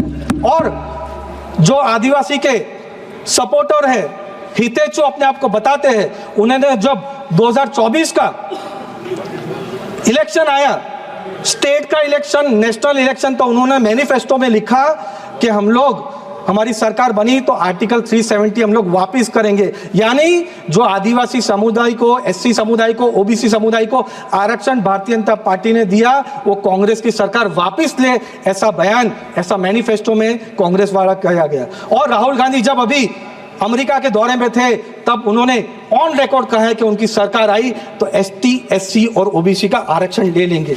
खास करके गोवा की बात करें तो 1947 में भारत को आजादी मिली, लेकिन गोवा अनुसूचित जनजाति के लिए 10 साल से भारतीय जनता पार्टी की केंद्र में सरकार है। क्या आदिवासियों को याद अब आया है? बहुत पहले आ जाना चाहिए ना। इससे ये मालूम होता है कि आदिवासियों के प्रति सरकार गंभीर नहीं है और सरकार को तो एक राष्ट्र एक चुनाव जहां चिंता हो रहा है, इससे पहले एक शिक्षा लाना चाहिए। एक शिक्षा जब रहेगा तब ये देश कायदे से चलेगा। एक चिकित्सा भी और एक शिक्षा नहीं है तो समझिए कि क्या होगा। जाति जनगणना भी नहीं हो रहा है कि देश में कितने गरीब हैं, कैसे पता चलेगा? जब जाति जनगणना होगा तब पता चलेगा कि इस देश में भी बहुत गरीब रह चुके हैं। उनका उत्थान करने के लिए जब तक जाति जनगणना नहीं होगा तब तक कुछ नहीं होगा। एक देश एक राष्ट्र के तर्ज पर पहले एक शिक्षा देश में किया जाए, जिससे गोवा प्रदेश और अन्य प्रदेश का भला हो सके। गोवा प्रदेश में आदिवासियों की संख्या कितनी है, उस आधार पर जनप्रतिनिधित्व देने का विधेयक लाना चाहिए और उसमें अनुसूचित जनजाति के लिए उनके स्थानीय जगहों पर विद्यालय, डिग्री कॉलेज बनाए जाएं एवं उच्च शिक्षा के लिए छात्रवृत्ति, स्कॉलरशिप शिक्षा के मुताबिक दिया जाए, जिससे गरीब अनुसूचित जनजाति के लोग पढ़कर समाज में समाजवादी समानता ला सके। जनजाति मामले विधेयक पर क्या इस देश में अनुसूचित जाति जनजाति के लोगों के लिए कोई ऐसा विद्यालय या डिग्री कॉलेज उनके लिए सरकार खोला है जिसे अनुसूचित जाति, अनुसूचित जनजाति के लोगों को शिक्षा मिल सके? शिक्षा के बल पर IAS, PCS, दरोगा, BDO इत्यादि नौकरी मिल सके? अगर है तो बताएंगे माननीय मंत्री जी। यदि नहीं तो 75वें साल संविधान की वर्षगांठ होने के बावजूद 77वें आज़ादी के बाद भी सरकार कोई अनुसूचित जनजाति के लिए अब विद्यालय या डिग्री कॉलेज बनाएगी जिससे आदिवासी लोगों को लाभ मिल सके? अभी तक देश प्रदेश में 2% प्रतिनिधित्व मिलता है, जबकि जाति जनगणना 2001 की हुई है। अब तक उस आधार पर आदिवासियों की जनसंख्या बढ़ी है तथा जिस प्रकार से नौकरी में 7.5% आरक्षण मिलता है, ठीक उसी प्रकार से जनप्रतिनिधित्व गोवा में मिलना चाहिए तथा गोवा प्रदेश के साथ साथ उत्तर प्रदेश सहित अन्य राज्यों में भी लागू करना चाहिए। क्यों एक राज्य की बात हो रहा है? सभी राज्यों को ले लेना चाहिए था। संविधान के 75वें वर्ष के उपरांत तथा 77 साल आज़ादी के बाद आज भी देश प्रदेश के आदिवासी वहीं के वहीं जगह पर ठहरे हुए हैं, कोई विकास नहीं हो पाया है। सरकार सोई हुई है। अध्यक्ष महोदय, फिलहाल आदिवासियों की जाति गणना कराकर उपरोक्त अनुसार 7.5% प्रतिनिधित्व देना चाहिए। इस अधिनियम के प्रारंभ के यथाशक्य शीघ्र पश्चात राज्यों में अनुसूचित जनजातियों की अंतिम जनगणना यथा विद्यमान जनसंख्या जनगणना आयुक्त द्वारा अभिनिश्चित और प्राक्कलित की जाएगी। अनुसूचित जनजातियां आदेशों में किए गए संशोधनों के कारण अनुसूचित जनजातियों की अंतिम जनगणना के पश्चात इस अधिनियम के प्रारंभ की तारीख तक जनसंख्या में राज्य में परिवर्तन हो जाता है। वहाँ जनगणना आयुक्त अनुसूचित जनजातियों की इस परिवर्तित जनसंख्या को ऐसे प्रारंभ की तारीख को अभिनिश्चित और प्राकलित करेगा तथा अंतिम जनगणना में राज्य की कुल जनसंख्या से क्रमशः अनुसूचित जनजातियों की उस जनसंख्या के अनुपात को भी अभिनिश्चित या प्राकलित करेगा। उपधारा 2 के अधीन अधिनिश्चित और प्राकलित किए गए जनसंख्या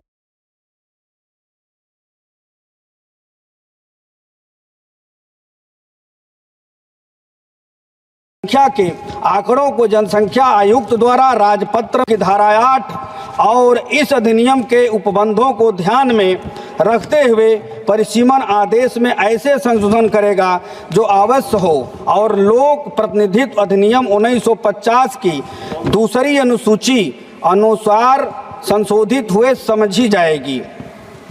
अनुसूचित जनजाति आरक्षण संबंधित सभी विधेयक 9वीं अनुसूची में शामिल किया जाना चाहिए ताकि हमेशा के लिए अनुसूचित जाति अनुसूचित जनजाति कानून हमेशा के लिए सुरक्षित हो जाएगा। इसे कोई खत्म नहीं कर पाएगा। संविधान के ढकोसला पढ़ने वाले लोग, सरकार के लोग इस पर क्या ध्यान देंगे कि नहीं, हाँ 9वीं सूची में डाल दिया जाए। और यदि सचमुच अनुसूचित जाति अनुसूचित जनजाति आरक्षण संबंधित कानून संरक्षित करना चाहते हैं तो 9वीं सूची में डाल देना चाहिए। अध्यक्ष महोदय, असम राज्य के 1 करोड़ संथाल उरांव मुंडा जनजाति में नहीं है, शामिल नहीं है, इसे शामिल किया जाए। और चाय बागान श्रमिकों को अनुसूचित जनजाति की मान्यता के लिए असम सरकार की अनुशंसा है, इन आदिवासियों को अनुसूचित जनजाति का दर्जा दिया जाए। राजधानी दिल्ली में करीब 15 से 20 लाख भील, गोंड, संथाल, उरांव, मुंडा आदि आदिवासियों का निवास है। इन आदिवासियों को अनुसूचित जनजाति का दर्जा देना चाहिए, दिया जाए। उत्तर प्रदेश में कोल, मुसहर, जो छोटी छोटी कई गरीब जातियां के लोग वहां पर निवास करते हैं, उन जातियों को अनुसूचित जनजाति का दर्जा देकर विकास करना चाहिए। आदिवासियों के लिए और जंगल जमीन की तेनुपत्ता हो या पीआर हो, वो स्वतंत्रता से अपना बेच सके। लेकिन अगर कहीं वो तेनुपत्ता बेचने के लिए जाते हैं तो पकड़ जाते हैं, मारकर जेल जाते हैं, तमाम नियम प्रक्रिया उन पर लागू होता है, उनके लिए स्वतंत्र होना चाहिए। 5वीं अनुसूची के प्रावधानों के सही अनुपालन में हेतु देश के यूपी समेत 12 राज्यों में मौजूद अनुसूचित क्षेत्र के इलाकों की चिन्हित कर डिमार्केशन किया जाए और 5वीं अनुसूची के प्रावधानों के अनुपालन की जांच के लिए सभी राज्यों के अनुसूचित क्षेत्र में उच्च स्तरीय केंद्र समिति का गठन किया जाए ताकि यह पता चले कि अभी देश प्रदेश में बहुत गरीब लोगों को कितने लोग रह चुके हैं, उनको जो है कि जनजाति का दर्जा दिया जाए। अध्यक्ष महोदया, आपसे मैं निवेदन जरूर करूंगा ये बात का कि ये देख लीजिए, बस 1-2 मिनट और मैडम, आपसे मैं कहना चाहूँगा कि जो परिसीमन आदेश में कोई संशोधन करने में आयोग जहाँ तक आवश्यक हो परिसीमन अधिनियम की धारा 9 की धारा 1 के खंड घ के उपबंधों को ध्यान में रखेगा। संशोधनों के लिए अपने प्रस्तावों को भारत के राजपत्र तथा संबंधित राज्य के राजपत्र में और ऐसी रीति में भी जो वह ठीक समझे प्रकाशित करेगा। ऐसी किसी तारीख को विनिर्दिष्ट करेगा जिससे पश्चात ऐसे प्रस्तावों पर उसके द्वारा आगे विचार किया जाएगा। धन्यवाद। जय अखिलेश यादव, जय समाजवादी पार्टी। धन्यवाद। माननीय सदस्य श्रीमती प्रतिमा मंडल जी। Madam, on behalf of All India Trinamool Congress, I rise to speak on the readjustment of representation of scheduled tribes in assembly constituencies of the state of Goa Bill 2024. Madam, Hindi में कहावत है, देर आए पर दुरुस्त आए। लेकिन इस बिल पढ़ने के बाद फिर से और एक बार ये स्पष्ट हो गया है कि ये सरकार बोलने में तो माहिर है, लेकिन तफसीली जाति और जनजाति के लिए एक कुछ करेगा नहीं। पिछले 10 साल जैसे झूठे वादा का सौदा किया, आने वाले दिन भी वही झूठे वादा करना कुछ नहीं। Because the bill relies on census data from 2001 to ascertain the scheduled tribe population, which is outdated and does not reflect the current demographics. The inclusion of the Kunbi, Gauda and Velip communities in the scheduled tribe list in 2003 and the substantial increase in the scheduled tribe population as per the 2011 census should have prompted an earlier intervention. The reliance on old data may lead to flawed representation adjustment, undermining the very objective of fair representation. Secondly, Madam, the bill acknowledges that the Delimitation Commission's work ended in 2008 and further delimitation has been frozen until after the 2026. This delay raises question about why this government waited until 2024 to introduce this bill. The delay has already deprived scheduled tribe communities of rightful representation for over 2 decades. Thirdly, Madam, the bill grants extensive power to the Election Commission to amend the delimitation order and readjust seat. While the Election Commission's autonomy is crucial, the lack of a clear and transparent process in the bill raises concern about potential arbitrariness. The absence of a clear framework for public consultation and accountability in the decision-making process is worrisome. The Election Commission's amendment to the delimitation process should include a mandatory public consultation phase. This would allow citizens and community leaders to voice their concern and suggestion, ensuring that readjustment process is transparent, participatory and democratic. Fourthly, Madam, the central government is empowered to issue orders to remove any difficulties in implementing the Act.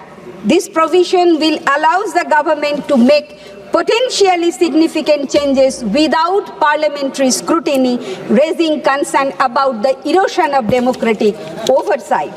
Any significant change should require the approval of Parliament, ensuring that democratic processes and checks and balances are maintained. Fifthly, Madam, the bill states that the readjustment of seats will not affect the existing Legislative Assembly until its dissolution.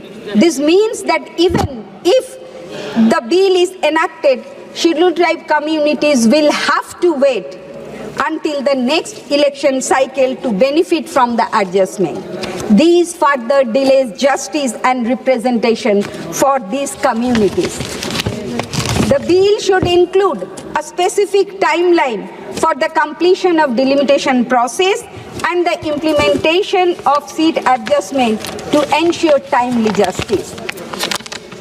Sixth point, Madam, that Goa has witnessed significant demographic changes since 2001, and the bill does not adequately address how this shift will be factored into the new delimitation process. The exclusion of updated demographic data could lead to ineffective or inequitable representation. The bill should mandate the use of the most recent census data such as the 2011 or even provisional 2021 figure to ensure that the readjustment of seats accurately reflects current demographic realities. My seventh point is the bill's provision that prevents the population figure and amendments from being challenged in court could be seen as an attempt to insulate the process from judicial review. This raises constitutional concern as it may infringe on the judiciary's role in upholding the rule of law and protecting citizens' rights. A mechanism for judicial oversight could be included to ensure that the process remains fair, and constitutional. This would build public trust and prevent potential legal challenges. Madam, here I would like to mention here that for the sustainable development and for the economical development, our Honorable Chief Minister Mamata Bandyopadhyay every month provide 1,000 rupees to the SC/ST communities under the scheme of Taposhili Bondhu and Joy Johar scheme. Madam, how can we expect from this government that this government will do justice to the SC/ST people? Because this government removed Dr. Babasaheb Ambedkar's statue, holding the constitution in his hand, raising his finger towards the parliament building. This is nothing but to dishonor Dr. Babasaheb Ambedkar as well as towards the entire SC/ST communities. With this, madam, I would conclude my speech and thank you for permitting time to finish my speech. Thank you, madam. Thank you. माननीय सदस्य Shri DM Kathir Anand ji. Vanakkam, Chairperson, Madam. Madam, I stand in this August House to talk on this Goa readjustment and representation of scheduled tribes in the assembly constituencies, the state of Goa, from the DMK party. Madam, this bill is drafted very slowly. The government has not applied its knowledge. It is only interested on the previous census data. DMK government, from the day one, we are insisting that the government of India has to spend time and energy and also allocate separate funds to first take new census data. Before taking this census data, whatever you do may not be right or may be wrong also. We don't know. Because I can give you a very practical example. The place where I come from, my Vellore district, in Panchayat elections, certain constituencies have been allocated to certain communities. But we find it very difficult to find even one single voter in that particular constituency belonging to the allocated reservation. All this happens because of the lack of census data. Only if the census data is live or the census data is collected on time, in a timely basis. Even the previous speaker, they mentioned about the demographic data. If that is there, then automatically things will happen. Madam, we are talking about election of representatives from the region where the representation of the community has to be there. In Tamil, we used to say, Ellorum in Nattu Mandargal. What does it mean? Everyone is a prince of this land. Everyone has the right to rule this land. Everyone has the right to be represented or represent the community to which they belong to. So, if a new census data is there, automatically everything becomes clear, the representation becomes true, fair and just. Automatically, there will be nothing to complain about. Not only that, madam, whenever the government wants to deploy certain support to the community, where they want to bring in supportive measures to the community, if the census data is live, if the census data is taken on time, then automatically the schemes can be benefited. Madam, as a member of parliament, we get many schemes to be given to the SC/ST community. But if the census data is there, automatically we can choose those hamlets easily and then it can be given. But only now we go into the villages, we go into the people, and then by fair and mere means we get to know what is the community available, which is the maximum community. When a scheme is brought in, which community gets benefited. So therefore, from the DMK party, through this bill, I want to press upon this government the importance of taking the new census data, which will reveal the demography data, and that will be clear and just. And also, even the Lambadi community, which is a very important community that is there in Tamil Nadu and other places of India also. Even there, they have to be represented. Even their community has to be represented. Even they need an allocation of constitutional space in India. They are also BC and they have to be included also.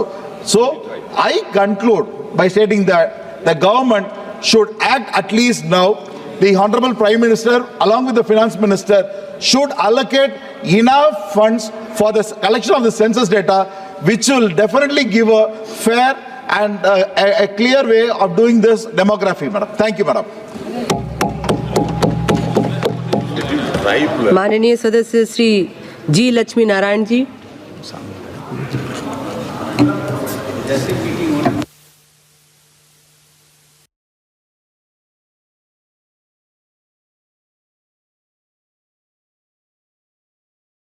The readjustment of representation of scheduled tribes in assembly constituencies of the state of Goa Bill 2024. First and foremost, I commend the government for bringing forward this much needed legislation. The bill seeks to reserve seats for scheduled tribes in the Goa Legislative Assembly, a crucial step towards ensuring that the political representation of these communities is in line with their growing population in the state.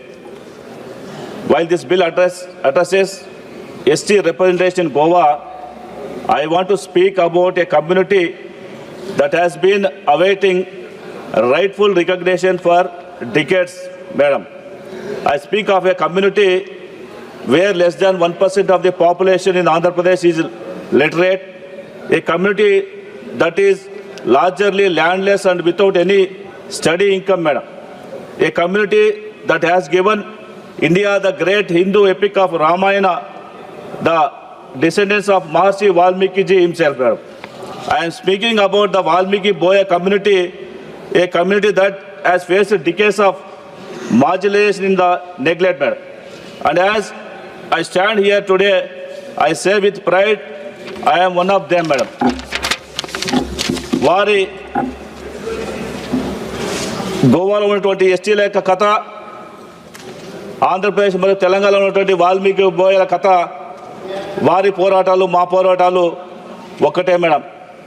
ఈ కారణంగా వాల్మీకి బోయ కమ్యూనిటీని కేంద్ర జాబితాలో ఎస్టీగా చేర్చడం కేవలం ఒక విధాన ప్రక్రియ మాత్రమే కాదు మేడం, అది న్యాయానికి మానవత్వానికి ఇచ్చినటువంటి పిలుపు మేడం. ఇంతకాలం వెనుకబడిన వారి హక్కులన్నీ గుర్తించేటువంటి అవకాశంగా భావించాల్సిందిగా మిమ్మల్ని కోరుకుంటున్నాం మేడం. చారిత్రాత్మకంగా 1871 నాటి క్రిమినల్ ట్రైబ్స్ చట్టం కింద అపరాధ గణంగా వర్గీకరించినటువంటి వాల్మీకి బోయ కమ్యూనిటీ దశాబ్దాలుగా తీవ్రంగా బహిష్కరణకు ఎదుర్కొంది మేడం. కాలక్రమేణా ఈ కమ్యూనిటీ షెడ్యూల్ క్యాస్ట్, ఇతర వెనుకబడిన తరగతుల్లోకి, అదేవిధంగా డీనోటిఫైడ్ ట్రైబ్స్ గాను, మరికొన్ని ప్రాంతాల్లో షెడ్యూల్ ట్రైబ్స్ గాను ఈరోజు వర్గీకరింపబడింది. అయితే ఈ వర్గీకరణలో ఈ కమ్యూనిటీ ఎదుర్కొన్న కష్టాలను పూర్తిగా వ్యక్తపరచలేకపోతున్నాయి మేడం. వారిని పేదరికం యొక్క చట్టంలోనే ఇంకా ఇప్పుడు కూడా బిగించేటువంటి పరిస్థితి కనిపిస్తూ ఉంది మేడం. వాల్మీకి కమ్యూనిటీ సరైన గుర్తింపు సాధించడానికి దశాబ్దాల కాలంగా ఎన్నో ఇబ్బందులు ఎదుర్కొంటున్నాం మేడం. నిన్ననే మనము ఇక్కడ కాన్స్టిట్యూషన్ డేని 75వ దినోత్సవంగా ఇక్కడ మనం కార్యక్రమం చేసుకోవడం జరిగింది.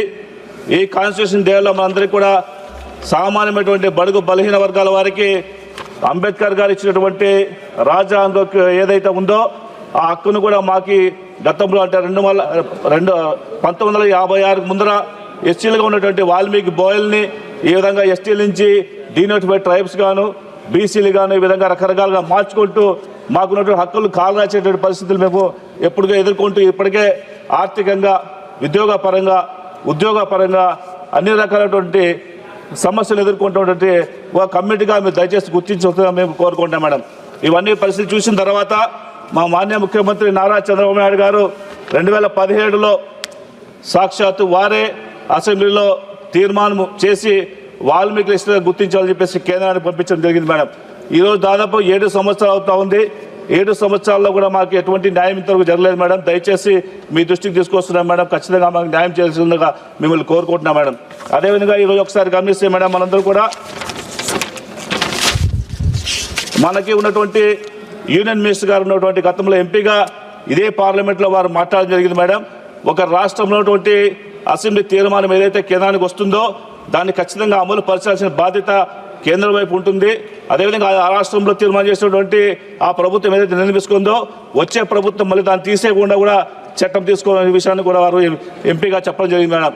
ఈరోజు వారే యూనియన్ మినిస్టర్గా ట్రైబల్ సంబంధించినటువంటి వారు ఉన్నారు కాబట్టి దయచేసి ఒక రాష్ట్ర ప్రభుత్వం పంపించినటువంటి తీర్మానాన్ని వెంటనే ఆమోదింపజేసి దశాబ్దాల కాలంగా అంటే 60 సంవత్సరాల కాలంగా బాధపడుతున్నట్టు మమ్మల్ని మా హక్కుల్ని కాపాడాల్సిందిగా మిమ్మల్ని ఈ సందర్భంగా కోరుకుంటున్నాం madam.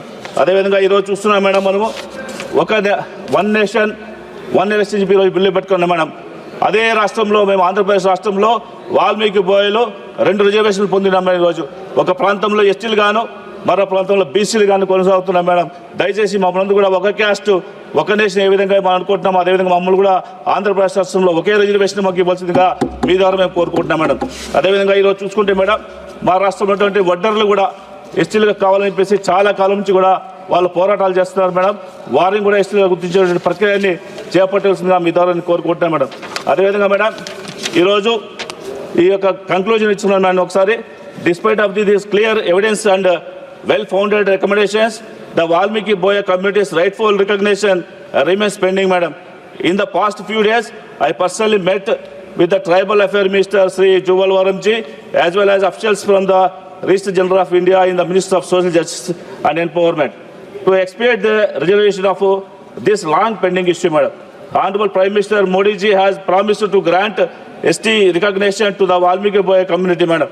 As part of honoring the great contribution of Mahasi Valmiki, the Prime Minister himself not only named the airport in Ayodhya as a Mahasi Valmiki International Airport, but also inaugurated it, madam. I stand here today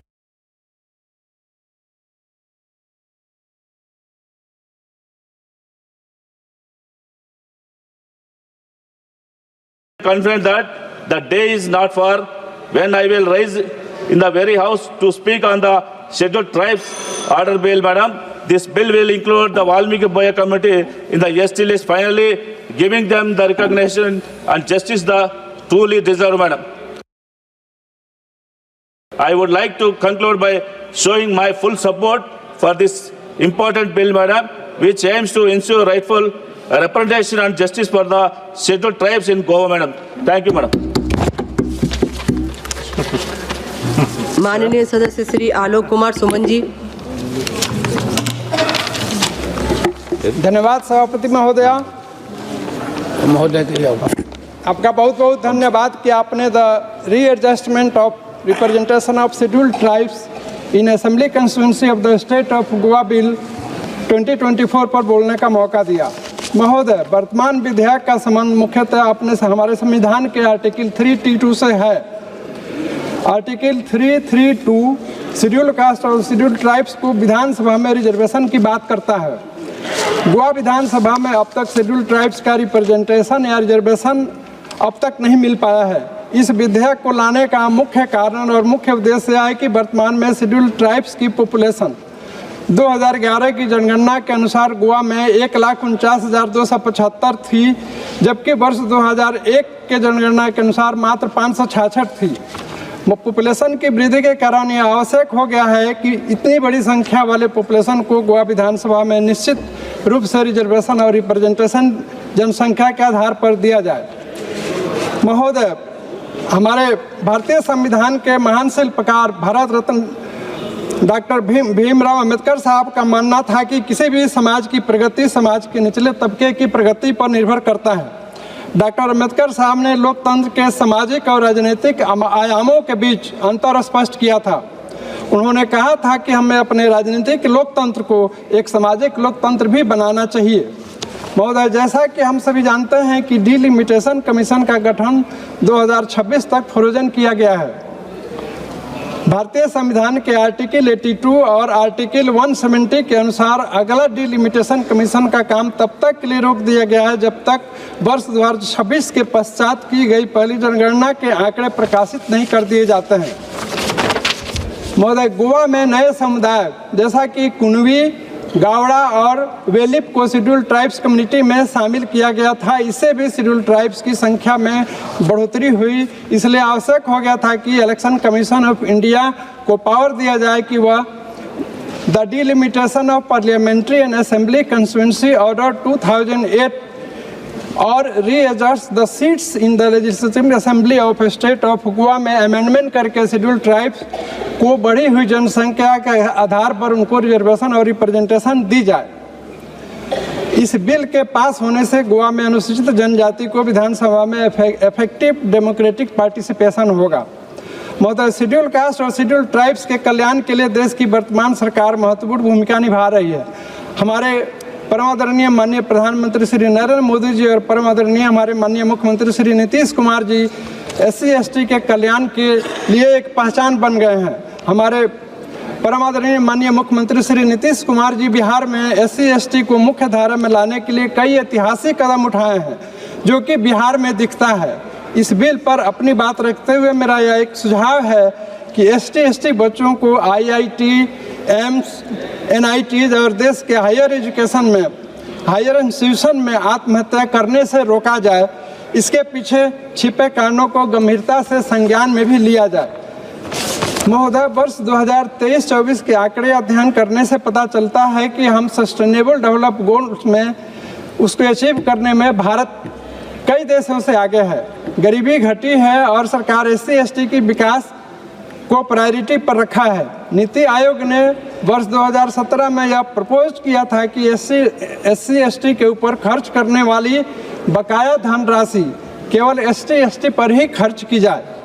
इसके लिए ministry of finance से principle approval भी लिया गया था, लेकिन मैं इस सदन आपके माध्यम से इस सदन का संज्ञान में लाना चाहता हूं कि वर्ष 2018-19 में 9,818.24 करोड़ रुपए बिना खर्च किए लैप्स हो गए। उसी प्रकार वर्ष 19-20 में 11,042.26 करोड़ रुपए, 2020-21 में 19,922.35 करोड़ रुपए और 2021-22 में 16,942 करोड़ रुपए और वर्ष 22-23 में 13,961.54 करोड़ रुपए बिना खर्च किए लैप्स हो गया। मेरा सुझाव है और मेरा निवेदन है कि बिना खर्च किए गए लैप्स रुपयों को नीति आयोग के द्वारा सुझाए गए नियमों के अनुसार ST ST के कल्याण पर ही खर्च किया जाना चाहिए और खर्च किया जाए। महोदय, मैं इन्हीं शब्दों के साथ और अपनी इन्हीं बातों के साथ इस बिल का समर्थन करते हुए अपनी बात समाप्त करता हूँ। धन्यवाद महोदय। श्रीमती सुप्रिया चुल्ले जी। Thank you, sir, very much for giving me an opportunity on behalf of the NCP SP to speak on the readjustment of representation of scheduled tribes in assembly constituencies in the state of Goa. So Goa is a very, very small state in size, but it's one of the biggest contributors to India's tourism. And I think we're all very, very proud of Goa because it was one of the few states right in the beginning, before India was on the tourism map globally. Besides us as the capital in Delhi, the economic capital of India is Mumbai, Goa was internationally known. And the contribution of culture, heritage, tourism was initiated in one of the first few states was Goa. And today we are giving the scheduled tribes a seat, which is a welcome step. I would like to thank the government and congratulate the people of Goa for getting this opportunity. But while I speak about the bill, I would like to reiterate a few points which my friend, learned friend, Pratima Montal has said. So because this is connected to a bill we passed in this very house a few months ago. So this exercise of delimitation was initiated in 2002. And it is regarding the Kunbi, the Gauda and the Velip are these of the scheduled caste tribes which have got this reservation now, and that's why we are moving this bill, because the delimitation commission has ceased to exist after completion of the task in 2008, sir. Under the Article 82 and 170 of the Constitution, further delimitation stands frozen until the figure of the first census taken after the 2026 has been published. Sir, I have 3-4 important points. I'm very grateful that Meghwal ji has come here. I would like to ask Honorable Meghwal ji just 3 pointed questions regarding this bill. I congratulate him for bringing it for the people of Goa. But my 3 questions to Meghwal ji is, Honorable Meghwal ji, is what is the position, the way Goa has this in Maharashtra, Maratha, Dhangar, Lingayat, Muslim and the VJNT are communities which are looking for reservation. What is the position of this government? Because their earlier member Mr. Dhaval Patel extensively talked. I will come back to that point. But the BJP in Maharashtra says that the Dhangar community should get the ST reservation, while in Delhi earlier they had the member Hina Gavit, who is also a young tribal girl, but she had said on the floor of the house that they do not want this category for the Dhangars. So can the government clarify their stand on specific reservation for Dhangar, Maratha, Lingayat, Muslim and VJNT, which is demanding reservation. Maharashtra में ये सारे मांग रहे हैं, तो सरकार का stand क्या है, ये मेरा पहला सवाल है. दूसरा सवाल मेरा ऐसा है कि सरकार ने ये delimitation they have brought in this. Now this, according to this note, it reads that there is imperative to enact the law to provide unalienable provisions empowering the Election Commission of India to make amendments in delimitation of Parliamentary Assembly Constituencies Order 2008 to readjust the seats of Legislative Assembly in the state of Goa for the scheduled tribes of the state. So this is applicable to the entire country. Now I would specifically like to ask this government that they committed to we had that special session for women, the entire house supported it for the women's reservation bill. So if the delimitation is so critical and Election Commission has made this special case, what steps is this government taking? Because 2026, it's very important to have the census. So has this government started, because according to the demands for grants, the amount of money required is 12,000 crores. They have only given 1,000 crores. Even in demand for grants, just today we passed it. We spoke about it yesterday. So what is the position? Because we already in 2024 is over. There's only 25 and 26. So what is the commitment to this? Because when will this women's reservation be? Because if then by 26 we need a reply, so that in 29, sir, when we all go back to re-election, the women's reservation bill should be passed, and not just passed, implemented in every state. So what is this government doing for that? We also, with Maratha, Dhangar, Lingayat, Muslim and VJNT, ये महिला आरक्षण bill का भी क्या position है? इसके आरक्षण के लिए आप क्या करेंगे? जैसे आपने गोवा में किया, बहुत अच्छी बात है, लेकिन ये भी महाराष्ट्र की जो डिमांड है उसके लिए और महिलाओं के लिए आपका कब तक हो जाएगा? Sir, another question which is very alarming to all of us, sir. You also from Bangalore, sir, very large constituency. I also represent Baramati, which is 23 lakh voters today. Sir, delimitation करना हर सांसद के लिए ज़रूरी. हम सब पहली बार जब चुन के आए सर, हमारे 10, 11, 12 लाख हमारे वोटर थे. आज 23 लाख, 24 लाख, 25 लाख हो गए. तो बहुत बार इस पे चर्चा हुई है. परसों रेड्डी सर ने भी कहा कि आप ये जो MP लैड फंड है वो अभी हमें नहीं बहुत कम पड़ता है, उसको भी बढ़ा दीजिए. So delimitation is due in 2029 with all these reservations. So reservation and delimitation, will this government do it on the for 2029? My only concern is because we don't see much activity around the census. So that's my concern, if you could kindly reply for that. And 2-3 small points that Shri Dhaval Patel, very, very good speech. It's probably his maiden speech. I would like to put a few things on record which he said. He also spoke out of the bill, sir, with permission in a very short point I will make, because normally I don't speak.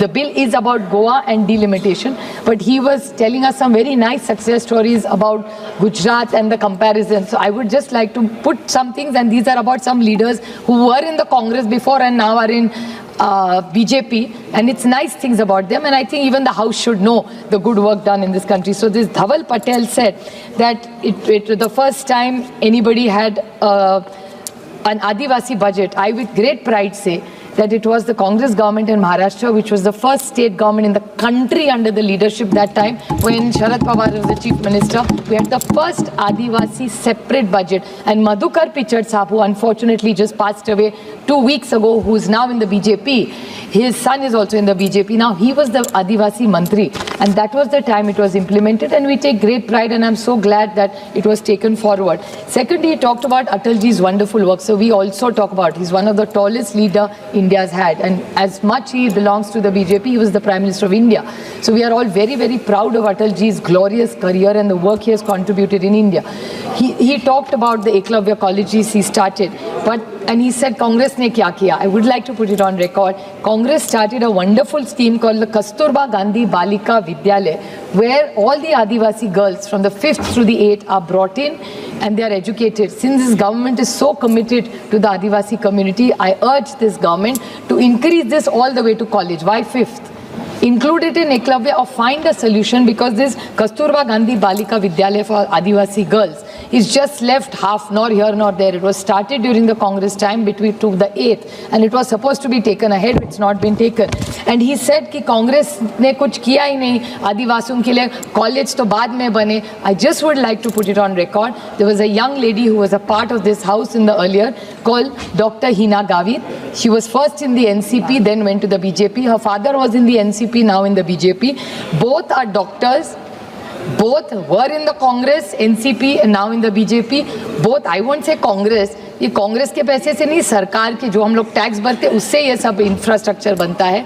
So those were the days when families like this, even their girls, she's a very young lady, unfortunately she lost her Lok Sabha, she tried to contest Vidhan Sabha. I take this opportunity that there are some young, dynamic, doesn't matter whether she's an Indian first, then she's an Adivasi girl. So since he's so concerned, Mr. Dhaval Patel, about all this, he should consider, because she is in the BJP today, maybe she needs a good responsible role, because she's an educated, qualified girl who's done so very well. So there are many schools and colleges like IITs, IIMs, many colleges started in the regime of 45 years. ऐसा नहीं है वो कह रहे थे अंधेरे में था, ना हिना गावित ना विजय कुमार गावित, वो महाराष्ट्र में पले, बॉर्डर ही है उनका गुजरात का नंदुरबार से, वो अंधेरे में नहीं पड़े, वहाँ लाइट थी. So I think this whole illusion of selective amnesia, I think Parliament is a more serious forum. It's not just about in 45 years अंधेरे में सब रहे. I think there was electricity, they did become doctors, they were in the Congress, the NCP, and now with the BJP. So let's put some things in context. I compliment Meghwal ji for bringing in this bill, and with full humility, like my friend Pratima Mandal has requested, that please महिला आरक्षण का bill और मराठा, धनगर, लिंगायत, मुस्लिम और VJNT की जो आरक्षण की मांग है उसको भी आप सोचे पूरा करें, और 2029 में जब हम लोकसभा में आए ये दोनों का आप अमल करके इनको भी न्याय दे, इतनी विनती करके आपकी आभारी हूँ sir. Thank you. Dr. Namdev Krishan, for giving me this opportunity to speak on the readjustment of representation of constituencies of the State of Goa Bill 2024. Sir, the bill proposes a readjustment in the representation of scheduled tribes in assembly constituencies of the State of Goa. The Goa State Assembly presently does not have any reserved seats for the scheduled tribes.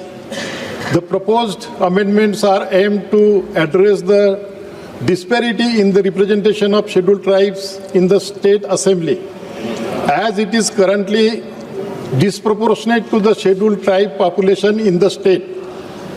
That is, the bill authorizes the Census Commissioner to determine Goa's scheduled tribe population, incorporating tribes recognized after the 2001 census. The bill also authorizes the Election Commission to amend the 2008 delimitation order, allowing constituency adjustments in Goa's Legislative Assembly to ensure adequate representation for scheduled tribes in line with the Article 170 of the Constitution, which deals with the readjustment of the number of seats in the House of the People and the Legislative Assemblies of the state and union territories. Between the 2001 and 2011 census, the ST population in Goa has increased into approximately 10% and is expected to have further grown since. However, according to Article 82 and 170 of the Constitution, territorial constituencies are to be readjusted after the census. The delimitation exercise remains frozen until post-2026 census figures are published. Thus, there is no mechanism to readjust seats to accommodate the increased ST population recorded in the 2011 census compared to 2001. Sir, for the first time in 150 years, India's census has been delayed. The Modi government is shirkingly its administrative duties for political gains. Even 2 years after the COVID-19 crisis is over, the government continues to postpone the census, aiming to benefit electorally from the delimitation exercise if it is conducted before the 2019 Lok Sabha elections. Sir, the Modi government refusal to undertake the national level caste census has meant unequal representation of the SCs and STs in various domains, including parliament and state assemblies, and also local bodies, especially if their numbers have grown relative to the rest of the population. Sir, while the Modi regime has spoken much about good governance, it lacks the basic understanding that good governance involves drafting policies and programs informed by data gathered from the census and a national health and family welfare survey, etc. In the absence of such crucial information, the Modi government's schemes do not respond to the crucial ground realities. Speaker sir, अभी caste census पूरे India में जब तक होती नहीं तब तक SC ST को और बाकी वर्गों को भी न्याय मिलेगा नहीं. मेरा जो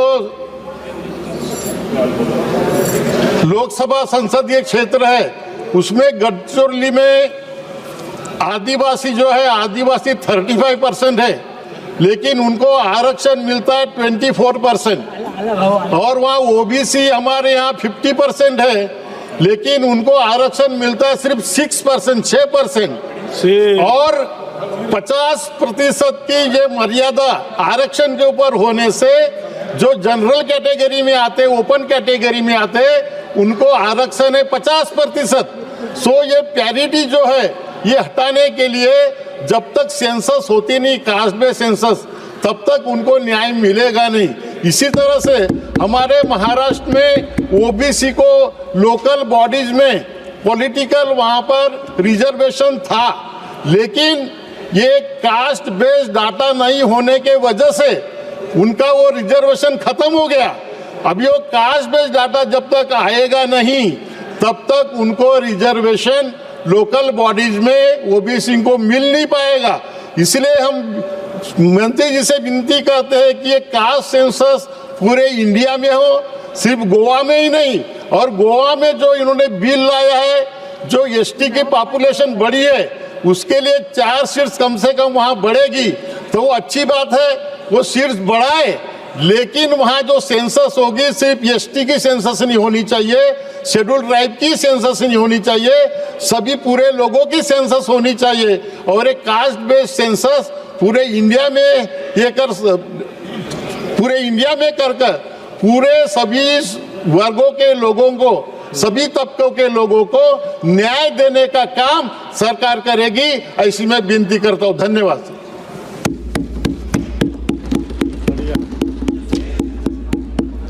श्री तापेर गयो.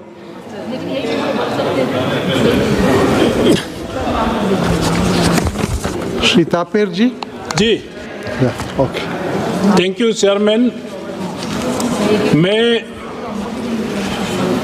the adjustment of representative of scheduled tribes in assembly constituency of the state of Goa bill 2024 को समर्थन करने के लिए करा हुआ. आज हमारा सरकार देश भर में शेड्यूल्ड ट्राइब जितना लेफ्ट आउट हुआ कांग्रेस सरकार में, मोदी जी ने और हमारा ट्राइबल अफेयर्स मिनिस्ट्री ने सारा रिप्रेजेंटेटिव को रिकॉग्नाइज हुआ. इसके लिए मैं धन्यवाद देता हूं. साथ में आज मेघवाल साहब इस बिल को लाया जिसमें गोवा हमारा हिंदुस्तान का एक ब्लू आई है, पहचान है गोवा. अगर दिल्ली से मुंबई से नेक्स्ट थर्ड पहचान है तो गोवा है.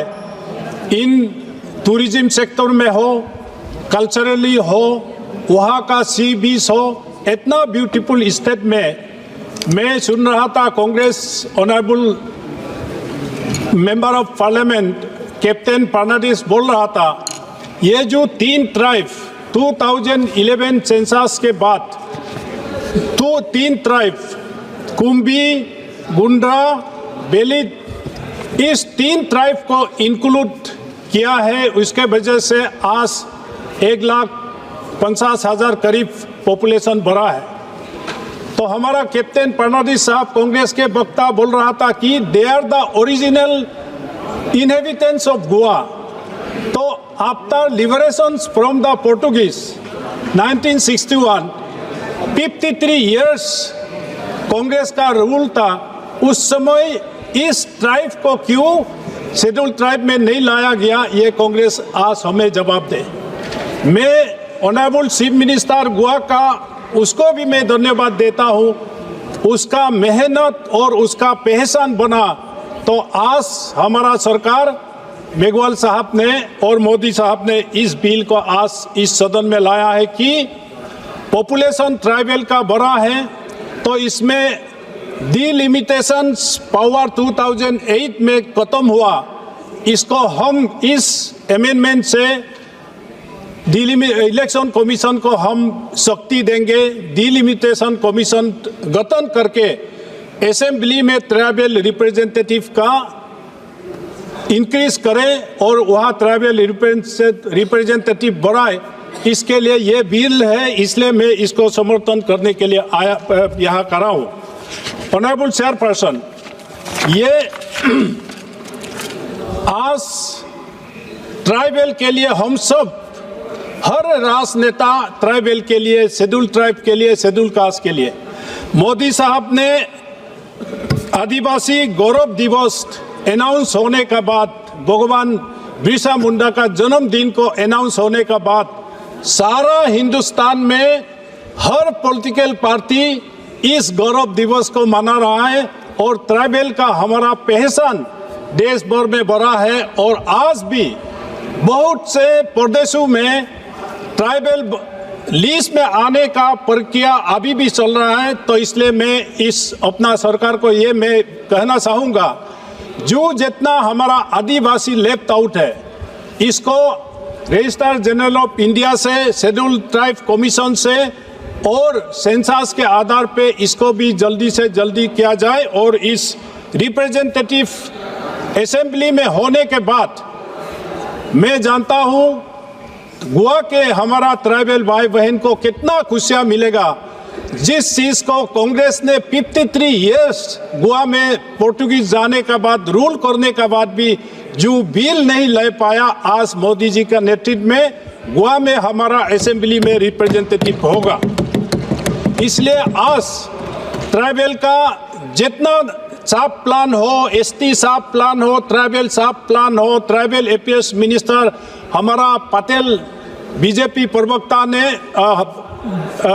ऑनरेबल मेंबर ने कहा है, पहली बार इस हिंदुस्तान में, इस देश में अगर ट्राइबल के लिए सोचा है, ट्राइबल के लिए काम किया है तो अटल बिहारी वाजपेयी जी ने फर्स्ट टाइम ट्राइबल मिनिस्ट्री अलग से क्रिएट हुआ। देश भर में ट्राइबल का ध्यान देना हुआ।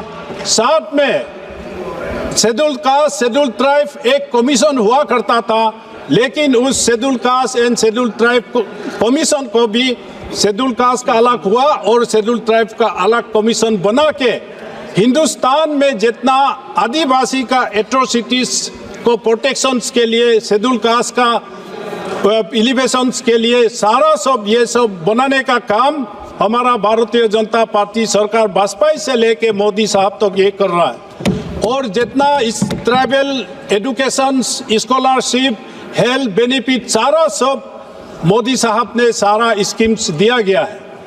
ऑनरेबल चेयरपर्सन, मैं एक चीज कहना चाहूँगा, गोवा में जो ट्राइबल एरिया है, ट्राइबल एरिया में हम हमेशा कहते आए हैं कि ट्राइबल है तो जल, जमीन, जंगल ट्राइबल हमारा राइट बनता है। तो मेघवाल साहब से मैं यह कहना चाहूँगा और इस सदन को भी मैं एक चीज कहना चाहूँगा, ट्राइबल झंडा लेके कहता है कि जल, जमीन, जंगल हमारा है, लेकिन अगर जंगल में अपना राइट क्लेम होता है तो फॉरेस्ट डिपार्टमेंट आ जाता है। जमीन है तो जमीन का निसाब में ऑयल एंड मिनरल मिलता है तो वो सेंट्रल सब्जेक्ट्स आ जाता है। और नदी में डैम बनता है ट्राइबल जगह में और वहाँ कुछ प्रोजेक्ट्स होता है तो ट्राइबल राइट्स उसमें हक ट्राइबल का हिस्सा बनना चाहिए। ट्राइबल उस कम्युनिटी जिस जमीन में है, जंगल में है, जल में है, उसका भी अधिकार ट्राइबल को भी शेयर मिलना चाहिए।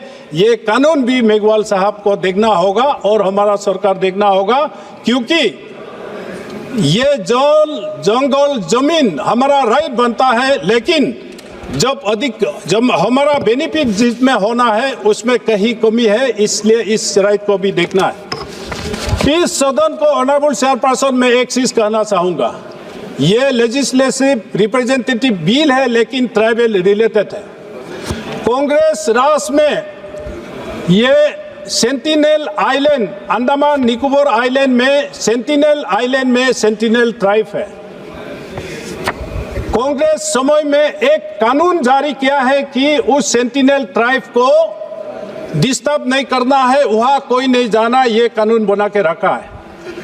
लेकिन आज मैं अपना सरकार को कहना चाहूंगा, इस 21st सेंचुरी में इस भारत देश में ऐसा ट्राइबल, सेंटिनल ट्राइबल को हम कैसे छोड़ दें? वहां से वहां मैं क्यों कम्युनिकेशन ना करूं? उससे भी कम्युनिकेशन करके आफ्टर ऑल ह्यूमन बीइंग है। कांग्रेस राज से लेके आज तक उस सेंटिनल आइलैंड का इनहेबिटेंट सेंटिनल को इसको हम कम्युनिकेट करना चाहिए और इसको भी ह्यूमन डेवलपमेंट रेस में लाना चाहिए, कम्युनिकेट करना चाहिए। ये मेरा सरकार से अपील है। साथ में मैं ये कहना चाहूँगा कि हम ट्राइबल अरुणाचल प्रदेश से मैं आता हूँ। अरुणाचल प्रदेश में एक ऐसा जगह है विजयनगर, एकदम बिल्कुल China, Tibet and Myanmar border में Vijayanagar. In after 1962 there were no inhabitants. So one army officer expedition में जाके वहाँ का लिसु योबिन कम्युनिटी को पहचाना और पहचान के उसको state government Arunachal state government state government state tribal देता है, duly recommended to the schedule tribe ministry. RJ has also recommended and ST commission has also recommended। तो इस चीज को भी हमारा सरकार देखे कि हमारा Yobin community constitutional schedule tribe का स्टेटस मिले। ये मेरा आपका माध्यम से मैं मंत्री से भी अपील करता हूँ। साथ में अंत में sir only one point। In after 1962 aggression in Arunachal, the army retired, Assam regiment retired, Assam Rifle retirement, all the peoples had been settled in Vijayanagar। Now आज इन लोगों का वहाँ रेसिडेंशियल सर्टिफिकेट नहीं है, वहाँ 62 में दाम कर दिया। उस गुरकास, उस पंजाबीस, उस आसामीस, उस कम्युनिटी को भी गवर्नमेंट ऑफ इंडिया ने उस पॉलिसी को बना के इन लोग को सेटल करवाया है। तो गुरका को भी वहाँ एक पहचान बना के अगर रखता है तो हमारा देश के लिए और समाज के लिए अच्छा होगा। मैं यही प्रार्थना करता हूँ। Thank you. श्री नरेश मस्कन जी। धन्यवाद अध्यक्ष महोदय। मैं सबसे पहले महत्वपूर्ण विधेयक को लाने के लिए पंतप्रधान श्री नरेंद्र मोदी जी और सरकार को धन्यवाद देता हूँ। The readjustment of representation of scheduled tribes in assembly constitutions of the state of Goa bill 2024 एक ऐतिहासिक कदम है। ये विधेयक को हमारी पार्टी शिवसेना और हमारे मुख्य नेता एकनाथ शिंदे जी की ओर से मैं समर्थन देने के लिए यहाँ खड़ा हूँ। यह विधेयक गोवा विधानसभा में शेड्यूल्ड ट्राइब्स को प्रतिनिधित्व का अधिकार देता है। दशकों से ये समुदाय उपेक्षित था, लेकिन अब सरकार के इस कदम से उन्हें न्याय और सम्मान मिलेगा। यह विधेयक न केवल सामाजिक न्याय की दिशा में एक मील का पत्थर है, बल्कि यह संविधान के उद्देश्यों को भी पूर्ण करता है। हमारा देश आदिवासी समाज की उन्नति और सशक्तिकरण के लिए सुनियोजित योजनाओं और ठोस नीतियों के माध्यम से आगे बढ़ रहा है।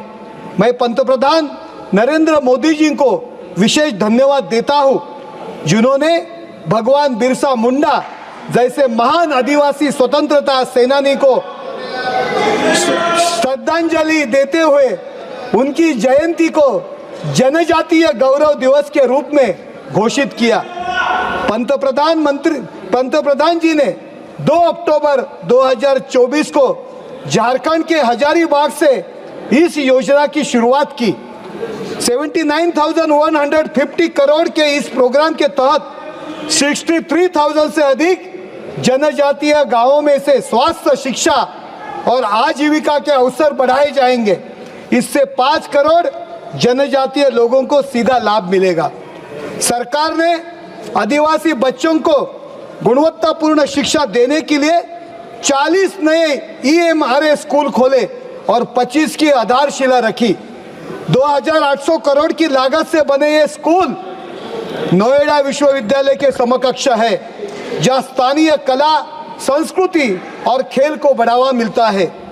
प्रधानमंत्री जनजातीय आदिवासी न्याय महाअभियान इस योजना के तहत सड़क कनेक्टिविटी, आंगनवाड़ी सेंटर्स और स्कूल हॉस्टल बनाए जा रहे हैं। PVTJ परिवारों के लिए 75,800 से अधिक घरों में बिजली पहुंचाई जा रही है। 500 आंगनवाड़ी केंद्र शुरू की गई है और महाराष्ट्र में भी सभी काम हो रहा है। इससे पहले एक हमारे महाराष्ट्र के नेता ने बोली कि आदिवासी लोगों के लिए, शेड्यूल ट्राइब्स कम्युनिटी के लिए हम लोगों ने ये किया, हम लोगों ने ये वो किया। धनगर, धनवट ये जाति, उनको रिजर्वेशन देना चाहिए। ये नेता अब अभी इधर नहीं है, बीजेपी में है, लेकिन ये ST कम्युनिटी में झगड़ा लगाने का काम भी कांग्रेस के सरकार ने की है। अभी वो नेता किधर है उससे मतलब नहीं, पार्टी का एजेंडा क्या होता है इससे मतलब है। महाराष्ट्र में SC रहेंगे, ST रहेंगे, सब जाति जमाती में झगड़ा लगाने का काम एक कांग्रेस ने किया है। प्री मैट्रिक और पोस्ट मैट्रिक स्कॉलरशिप ट्राइबल बच्चों को शिक्षा के लिए फाइनेंशियल सपोर्ट भी ये सरकार ने दिया है। आर्थिक सशक्तिकरण के माध्यम से ट्राइबल उत्पादनों को ई-कॉमर्स के माध्यम से बाजार में ये सरकार ला रही है। आदिवासी महिला सशक्तिकरण योजना से ट्राइबल महिलाओं को 2 लाख तक का सॉफ्ट लोन 4% ब्याज दर पे दिया जा रहा है। सरकारी इन योजनाओं का उद्देश्य आदिवासी समाज का सर्वांगीण विकास और उनको मुख्य धारा में शामिल करना। ये सरकार संविधान के भावना के अनुरूप भारत रत्न बाबा साहेब अंबेडकर जी के सपनों को साकार कर रहा हूं।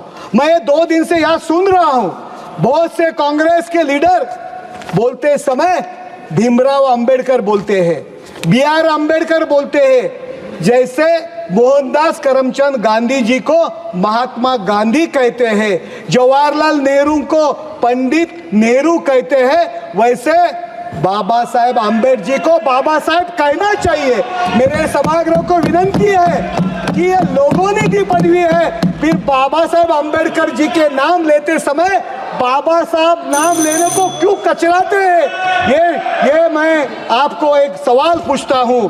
लेकिन जब हम पिछली सरकार की बात करते हैं, विशेष रूप से कांग्रेस की शासन की, तो हमें याद आता है SC ST कल्याण के लिए आवंटित राशि किस तरह उन्होंने डाइवर्ट किया। कांग्रेस शासित राज्यों में ट्राइबल कम्युनिटीज के लिए योजना सिर्फ कागजों तक सीमित रही। यही कारण ये वर्ग और न्याय विकास से वंचित रहा। हमारे ठाणे जिला में सबसे ज्यादा ट्राइबल एरिया है। पालघर, डानू, जव्हार, मोखाडा, वहां रोड भी नहीं थे, पानी भी नहीं थी।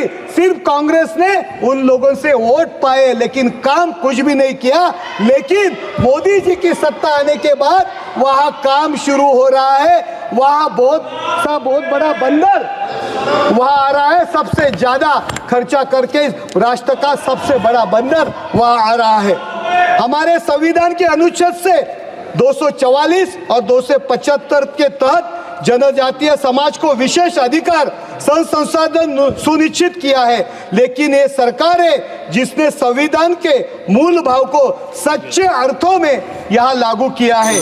भगवान एक मिनट सर, भगवान बिरसा मुंडा के संघर्ष और बलिदान की याद बनाए गए ट्राइबल फ्रीडम फाइटर म्यूजियम देश में आदिवासी संस्कृति को सम्मान मिला है। आज ये विधेयक आदिवासी समाज के सशक्तिकरण का प्रतीक है। मैं सरकार का आग्रह करता हूं कि आदिवासी कल्याण के इन योजनाओं को और मजबूती से लागू करे। मैं विपक्ष से अपील करता हूं कि वे संकीर्ण राजनीति के ऊपर से उठकर देश के जनजातीय समाज के हित में कार्य करें। धन्यवाद अध्यक्ष जी महोदय। राजू बिष्टा, श्री राजू बिष्टा। चलो धन्यवाद सर। मैं readjustment of representation of schedule tribe ST in assembly constituency of state of Goa bill 2024 के समर्थन में बोलने के लिए खड़ा हूँ। सर, इस बिल के बारे में काफ़ी चर्चा हो चुकी है और अगर समय रहेगा तो विस्तार से मैं भी अंत में विषय रखूँगा। लेकिन उससे पहले मैं सीधा अपने क्षेत्र यानी दार्जिलिंग तराई डूवर्स की बात रखना चाहता हूँ। सर, कल ही हम सब ने